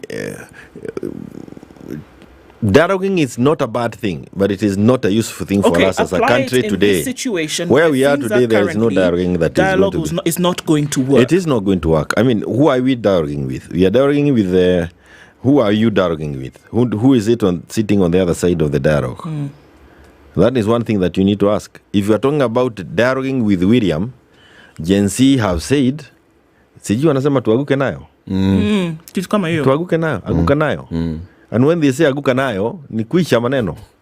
Haina maneno midway. I was saying this and I want to repeat. When they talked about the finance bill, there were those of us, not those of us, there were those in government who were still left hanged by thinking that it was meant amendment. Yep. And it was too late for them. By the time they were waking up to the reality that it is reject totally. I see the same scenario now. These people have said, reject. William Ruto must go. Ruto must go. That's the hashtag. They were trying to criminalize that saying William Ruto must go is a criminal statement. But I think we are missing it. When you say Ruto must go, it's actually the executive must go. So when you say again, come with dialogue, you are dialoguing with who? Gen Z have gone beyond that point. And it is also very tricky on any of us, and especially those of us who have been in the leadership of political institutions there before, to try and take over or come to the front of Gen Z. If you ask me, I think they know what they want, they know where they are going. Certainly, I'm sure they do not want to do it at the exclusion of everybody else, but it is not right for you to try and go pale bele kwao. Ni fadhali wasaidie waendelee kufanya yale ambayo. Remember, we tried this maandamano thing as Azimio, and we achieved what Nadiko. We achieved. Eventually, we achieved Nadiko. And Nadiko is almost becoming a nothing. You know, it's one act. Only one has been done since we started talking. IEBC. And it is not an IEBC because we have seen the commissioners in office. And what are we saying? We are now trying to reconstitute IEBC that was collapsed by Ruto himself because he wanted to bring new commissioners who can serve his own interest. We sanitized that act. We have 4 commissioners whom he forced out of office out there. They have never been compensated. We are now in the process of trying to get new commissioners. It is going to take us, I can tell you, even September we'll still be here talking about commissioners. And the issue is, he collapsed IEBC because he wanted to get commissioners who can help him win 2027. We have now agreed, and of course a bit of haggling here and there, the way we are going to pick commissioners. We still have not agreed on the panel today. And that is where Gen Z should start. The panel, those 9 panelists, in my opinion, they should be vetted by Gen Z. Let them vet. Because how are they shared out? 2 to Azimio, 2 to KK, 2 to Public Service Commission, or 1 to Public Service Commission. We have the Religious Council, has another set. We have the Royal Society, has another set. And what happens behind the scenes? The powers that be, or those who are in office, they then go behind all those institutions and then vet the person you are bringing on board. So that at the end of the day, almost 7 out of the 9 are leaning towards the executive. So there's nothing that we still are going to allow Ruto to do what he ever wanted to do when he sent the commissioners home. Unless the public Gen Z comes and says, fine, we are where we are. This panel must be one for Kenyans. Not for Ruto, not for Raila, not for Kioni. It is going to be for Kenyans. And you vet every person who is there by checking our backgrounds. Kioni, let's take a break. I believe they should do the same for the commissioners, so that we have a Gen Z IEBC, but not a Ruto IEBC or any other person for that matter. 9:30, Jeremiah Kioni, Secretary General of Jubilee, is our guest. How many more dialogues do we need in this country? We'll be back shortly. This is the Situation Room, the only way to start your business news with SpiceFM. This is the Business Wire, brought to you by Stanbic Bank. I'm Leah Ubaga. Kenya eyes a return to the international capital markets with a fresh Eurobond in 2026 ahead of the maturity of a similar paper a year later. New disclosures by the Treasury show 2 scheduled sovereign bonds and private placements between the financial years 2023-2024 and 2027-2028 cycle, with the first Eurobond having been issued in February this year. Kenya spent 152.69 billion shillings to repay debt due to China in the just-ended financial year, underlying the burden on taxpayers in servicing loans taken to build a modern railway and other infrastructure projects in the past. The cash wired to Beijing comprised nearly 100.47 billion shillings in principal sums. Unexplained higher pipeline and logistics costs will see super petrol cost more in Uganda than Kenya, thwarting Kampala's goal of sourcing cheaper oil by ditching Kenya to buy the products directly. A comparison of the freight and insurance premiums shows that Uganda is paying Vital Bahrain 10,509 shillings per ton of super petrol compared to 11,605 shillings per ton that Kenya agreed with 3 Gulf oil majors under a government-to-government deal. However, UNOX has included higher logistic charges at 4,761 shillings per ton compared to the 3,614 shillings per ton that Kenya pays under the G2G deal. That's the Business Wire. I'm Leah Ubaga. How do I improve my credit score? For repeat borrowers, 1. Repay all loans, credit cards and mobile short-term loans in good time with discipline. 2.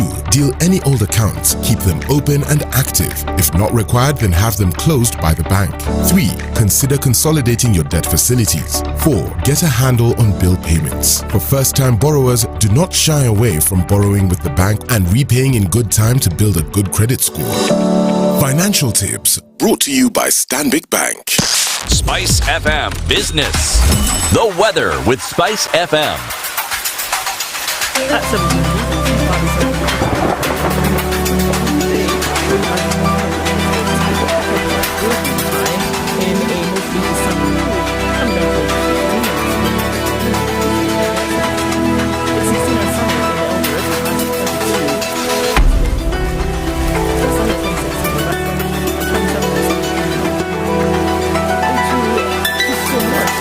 We'll see highs of 29, while at 22 it's sunny in Kakamega, going to highs of 28 and lows of 17. Kampala is sunny at 23 with highs of 28, and we'll see highs of 30 in a mostly sunny Dar es Salaam at 25. Johannesburg at 8 degrees, sunny, highs of 18, while Mogadishu at 28 is sunny with highs of 30, and at 17 degrees Addis Ababa will be sunny through Monday with highs of 20 and lows of 13. Lagos is cloudy at 25 with highs of 30, while Kinshasa at 22 is sunny with highs of 29. Monday afternoon is cloudy in Beijing at 29, while it's a morning of sun in Paris at 17 with highs of 26, and cloudy skies at 15 in London, going to highs of 18. We'll round things off in New York, Sunday night cloudy at 25. On Monday, the Big Apple will go to highs of 34 and lows of 25.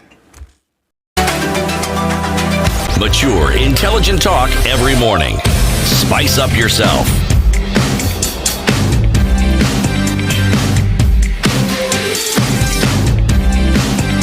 Mornings done right. 94.4 Spice FM, Nairobi. Mature, intelligent talk every morning. Jubilee dialogues and more dialogues and all. So we see that Azimio is split on the way to go. ODM has issued a statement. We've seen the ODM party leader saying, let's go for dialogue. We've seen some leaders, senior leaders in ODM saying maybe dialogue is the way to go. Among them, Senator Oburu Oginga and others. Wiper has said no to dialogue. Where is Jubilee? Not to dialogue. Why? See, this constitution, you remember Buddy's words that you have replayed over and over again.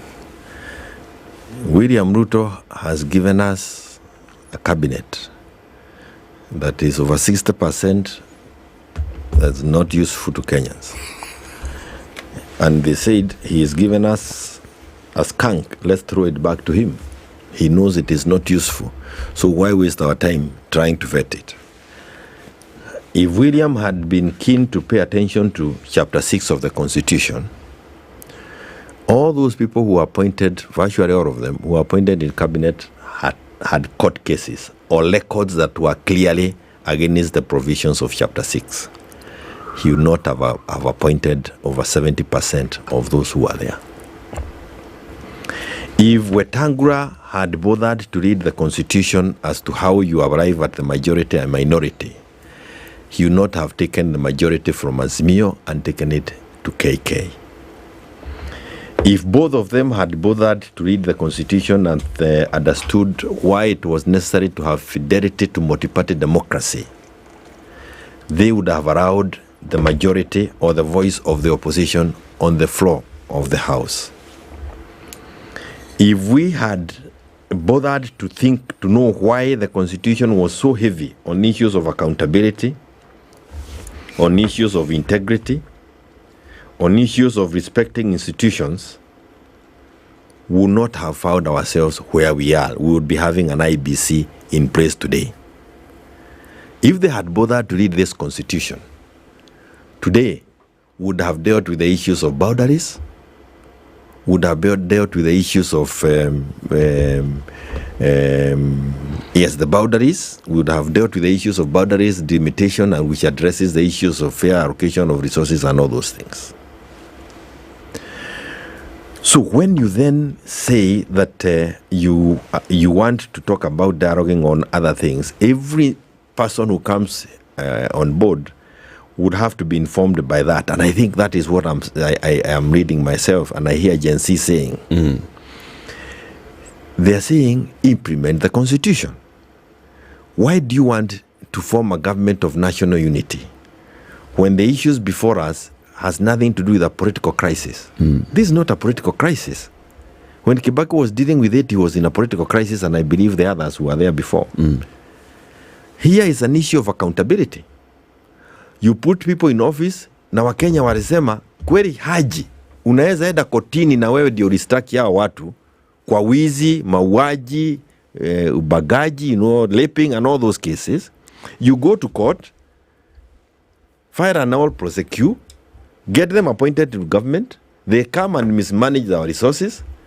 We can see them, all that the things they are doing is buying houses, cars, watches, shoes, belts. Then the young people are here.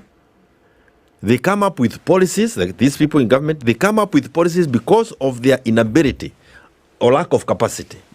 They sit there and say, we are going to change the education system or the payment system. We have a generation that benefited from free private education, Kibaki. They came and got free education, whatever it was, 100% transition. And then all of a sudden, you change things and say, you'll pay. You pay. I paid, and I'm giving this an example. My last born, I paid school fees, university fees, on an annual basis of 26,000. That's the fee structure we used to receive. For the same course, a person has admitted, and they brought it to my office, the Gen Zs. Same course. They are now required to pay 316,000 per year. Per year. It's a 4-year course? Yeah, 4-year course, all of them. Even the 26 was still 4 years. How many, even sisi tuko hapa, wacha kwenda nje hapa, sisi ambao tunaongea na Wakenya saa hii, how many of us can just go and pay 300,000 shillings for our child? If you have 2, 600. If you have 3, 1,000,000. One morning. Now, look at the Kenyans who have now understood the value of education because of this free education that was introduced. It has been a government policy for 20 years to get Kenyans to know that the best thing that you can give to your child is education. And a person comes and makes the only thing that you can give to your child impossible to give. Huyu mtoto, na si mtoto, anaelewa pia, my only way to the future is going through this process. So there were in my office about 10 of them. One of these is, I finished, I'm not employed. I was a second year, I've dropped out. I have this fee structure. Fee structure, I can't pay. So what negotiation are we talking about? So what William needs to do is to just sit there and change the policies. Sasa hata hana Machogu. Again, let me tell you, when you see Machogu going to a burial in Kisii with letters, employment letter for TSC, kwa masichi anauliza nani mwingine hapa hajaajiriwa. It's okay for the people in Kisii. What about the people in Kakamega, in Turkana, where he cannot go to a burial with those letters? So when you say dialoguing, about what? On what? So what does Jubilee want? One is that Gen Z are very clear, are saying Ruto must go. And Ruto is not Ruto the person, it is the executive. Is it only the executive? They go through them. They're saying Ruto must go, the executive. Is it only the executive? They dealt with the Bunge. Okay. They went there themselves. They went and even sat on Wetangula's chair. They took the authority back to themselves. The young man died. Unfortunately, and he was shot, not one. And this is something, he was shot by sharpshooters who are within Parliament compound, some of them on top of Parliament building, the building that is supposed to be sat by people's representative. The authorities of Bunge allowed sharpshooters into their compounds to shoot the people who voted them into that office. That whole institution is condemned, starting with Weta. So Ruto must go, also goes into Parliament must go. It goes with the executive, it goes with the legislature. So what and the question is this, is how can we then be able to achieve that? How can Gen Z achieve it? And they need to read the Constitution. I'm also reading it. You may have to work with a few bad apples for a while as you eventually do the cleaning. So what what is Jubilee's offer as leadership? What are you saying? So one of the things those that you have, in leadership, President, the leader of ODM, your leader in Azimio, are saying, let's find a way to accommodate one another into a conversation. Jubilee is saying no dialogue. So what do you want? And I don't want this. What do you propose and suggest as the next steps? One of the other things that is irritating the Gen Z ni hii maneno ya Jubilee, ODM, Wiper, Nini. So I am avoiding you taking me where they don't like listening. They don't want, and for good reasons. They are saying they are tribeless, they are partyless, they are fearless, they are leaderless. But you're not. I'll come to there. You're a leader of a party which has followers. I'll get there. But I'm saying, so don't try and box me into that small corner. But and talk to me as a person who is also seeing the difficulties that we are in as a country. It does not matter whether you're in Jubilee or we are wherever, the difficulties are there. And I want to tell you what I think, what I have seen in this constitution. And you can lead, I have said, I think Article 134 all the way to 136. 136, I think all the way to 144. If I'm not getting it wrong, you can look at it from Article 136. You saw yote ukitafuta solution up to Article 146.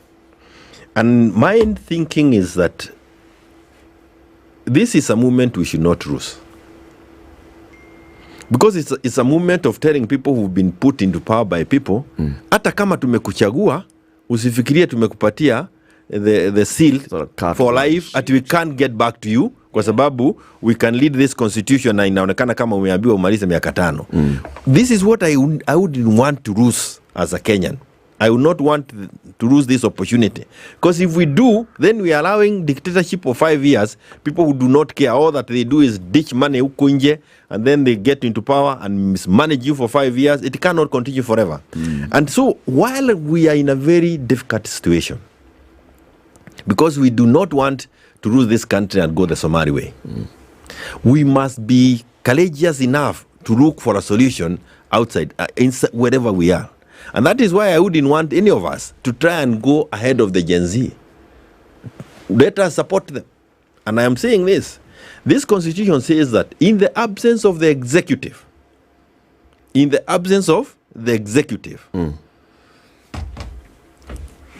the executive can be absent in many ways, one of which is ahead of us now is resignation. Because kama watu wamekukataa, andika barua useme nimeenda nyumbani. Watu walimkataa Kome na akaandika barua ya kuresign. So equally, William Ruto can write a letter of resignation together, and remember, they come as a package. So it is not Ruto resigning and leaving Rigathi with us. It is the both of them resigning. They should do resignation letters. What then kicks in is the constitution and says Wetangula has 90 days to organize elections for that office. Do you see that playing out? It is the way out. But there are several things. You see, within those 90 days, that panel will not have been constituted, will not have selected a new IEBC, will not be ready to have an election. This is the bit now. If you ask, if Laida is talking to William, one of the things Laida should do, if William is useful to anybody, is to say, these 4 commissioners are still available. Which ones? The easiest thing is to get back the 4 commissioners out. Bring them back, let them oversee that process. The commission will be there. That is a thing that will be done in a day, within a week or 2. You get back those commissioners in place. They had been vetted, whichever way vetting was done, but they were there to help us through the transition. You get Wetangula to conduct elections. Not to conduct. He holds for 90 days while the commission is doing the elections. Then after that, remember also, the Gen Z have also said the registration is also a problem. So we must agree. And the good thing about the constitution is it also says when, whichever way you come in, there will have to be elections 2027 August. So you only serve for the remainder of that time and you leave. But the Gen Z seem to have a completely different idea when it comes to the legislature. They want to recall these people. Yes, I am not saying that they keep them. But remember, if we are not vetting commissioners, you do not need bunge. So everybody go home. If you are not vetting commissioners, you don't need bunge. It talks of the Speaker of the National Assembly. So you will need to keep bunge for the time that they are required to come and vet the commissioners. And you remember, then you open yourself to a lot of haggling. And the vetting that is proper to me is not even bunge anymore. It is the vetting by Gen Z. But that is just one of the options that I have. And I'm sure even new people, being Kenyans, you have also ideas of how can we achieve this. But to me, that is the way we can achieve one of the ways we can achieve what Gen Z once achieved without losing this momentum of holding, including whoever is elected president in the future, accountable. Let him know that Kenyans can recall you. You can be brought back. Getting William and Rigathi to sign the resignation letters, it's nothing difficult. Kome signed his. Hata kama si Ruto alimuitisha kasign. So basically call a snap election. Now what Gen Z are saying, leta barua ya kwenda nyumbani. Call a snap election. Yes, and say, a snap let's election. Go back to the and it is not really a snap election because once you cause vacancy in the office of the president, you are basically saying that you need to have a snap election for a president. I agree, but remember the definition of what we used to refer as snap elections under the old constitution is different here. So the only reason I'm not using the word snap call is a fresh election. Call for elections. Okay. Call for elections because we do not have a person in the office of the president and the deputy. And that's what Gen Z are saying. Hii kusema aguka nayo, si ni kusema aguka nayo. Kwani kusema nini ingine? Hii kitu imeenda. I said this in Butere, I want to repeat it. Don't confuse this thing of Ruto must go like with the dialogue. Like we confused reject finance bill with amendments. Chiti, yes. You said you think there's something else that they're saying. You know, I do think there's something else they're saying. And it isn't one thing. They're saying generally it cannot be business as usual. Business as usual is being told what to do by the executive. No. It can't be business as usual in that the appointments happen at the whim of the president. And yet, the constitution actually does allow him to appoint. To appoint? Cabinet. Yep. He's allowed. When we say we want the Gen Z to vet, I am certain that the medium by which they communicate and they go about their business, they can do that. They can actually give us an even better aggregate of these individuals, better than anybody else, because they've already shown us how they can look into the details of individuals who unsuspectingly do not know that they're actually being investigated. I am certain. So that if you have a situation where people now want to present themselves for any leadership position, they, better than Parliament, can give you a lowdown, a breakdown of what any individual who aspires to a position of authority can be. So in that respect, yes, they'd be in a very, very good position to give us those details. So you can look and say, do we really want this person to recall this? I think it was 2012 or 2010 or maybe 2011. 2010, most likely. When we were trying to get a person to occupy the office of the Commissioner EACC, either EACC or one of those institutions of integrity. And we had the name of a lawyer. Yes. What happened? The name was fruited and we were all in agreement because we had gone head hunting of a young person who is credible in the corridors of, court corridors within the judiciary, and a person who had made a name because of being a person who believes, and we went for a name. I will not mention the name. But in the morning, somebody came and said, you can't tell us that. This guy has been battering the wife. They have even reported the case at Mirimani.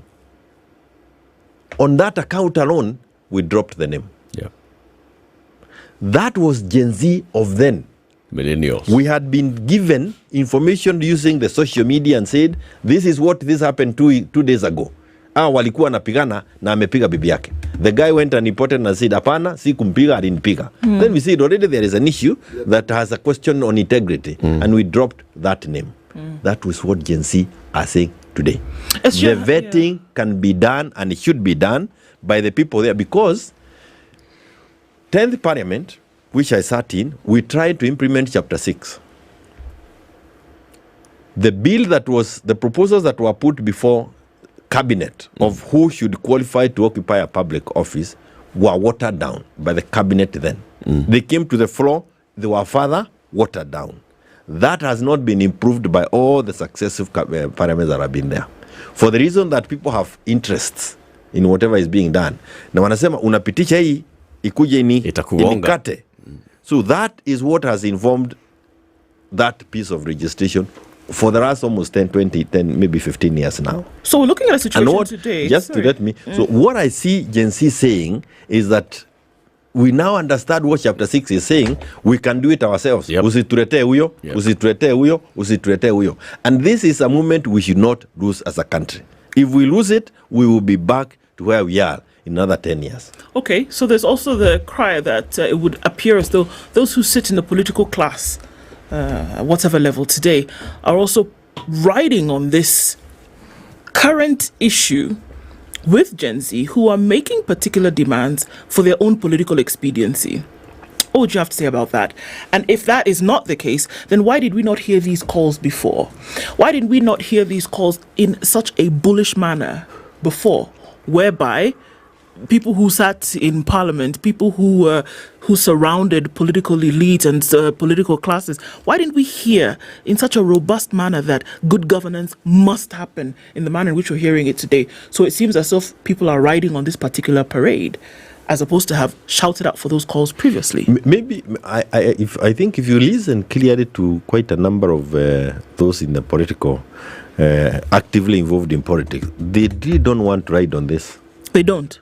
They actually want to query it. They want to query it because this is what needed to have happened in 2010 when we got ourselves the 2010 constitution. This is disrupting the political order. And again, yes, completely. You remember people came and said Tugeges, watu wakasema hii ni kutubeba mtoto, ufara, and all those sentiments were taken for granted. To me, the culmination of all those statements is now the Gen Z movement. And why? They are seated with you in the house when you are discussing these things. They can hear. Wanawasikiza. And they observe you. And they observe you. Then they tell you, Dad, I want to go to school. See, he can't pay. He cannot afford to, he doesn't have the money. Biashara alikuwa naye ilifungwa. Imefungwa kwa nini?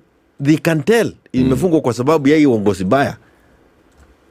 The things that are being done, and we keep talking about them casually kwa nyumba, then they have said, mi naenda nje sasa.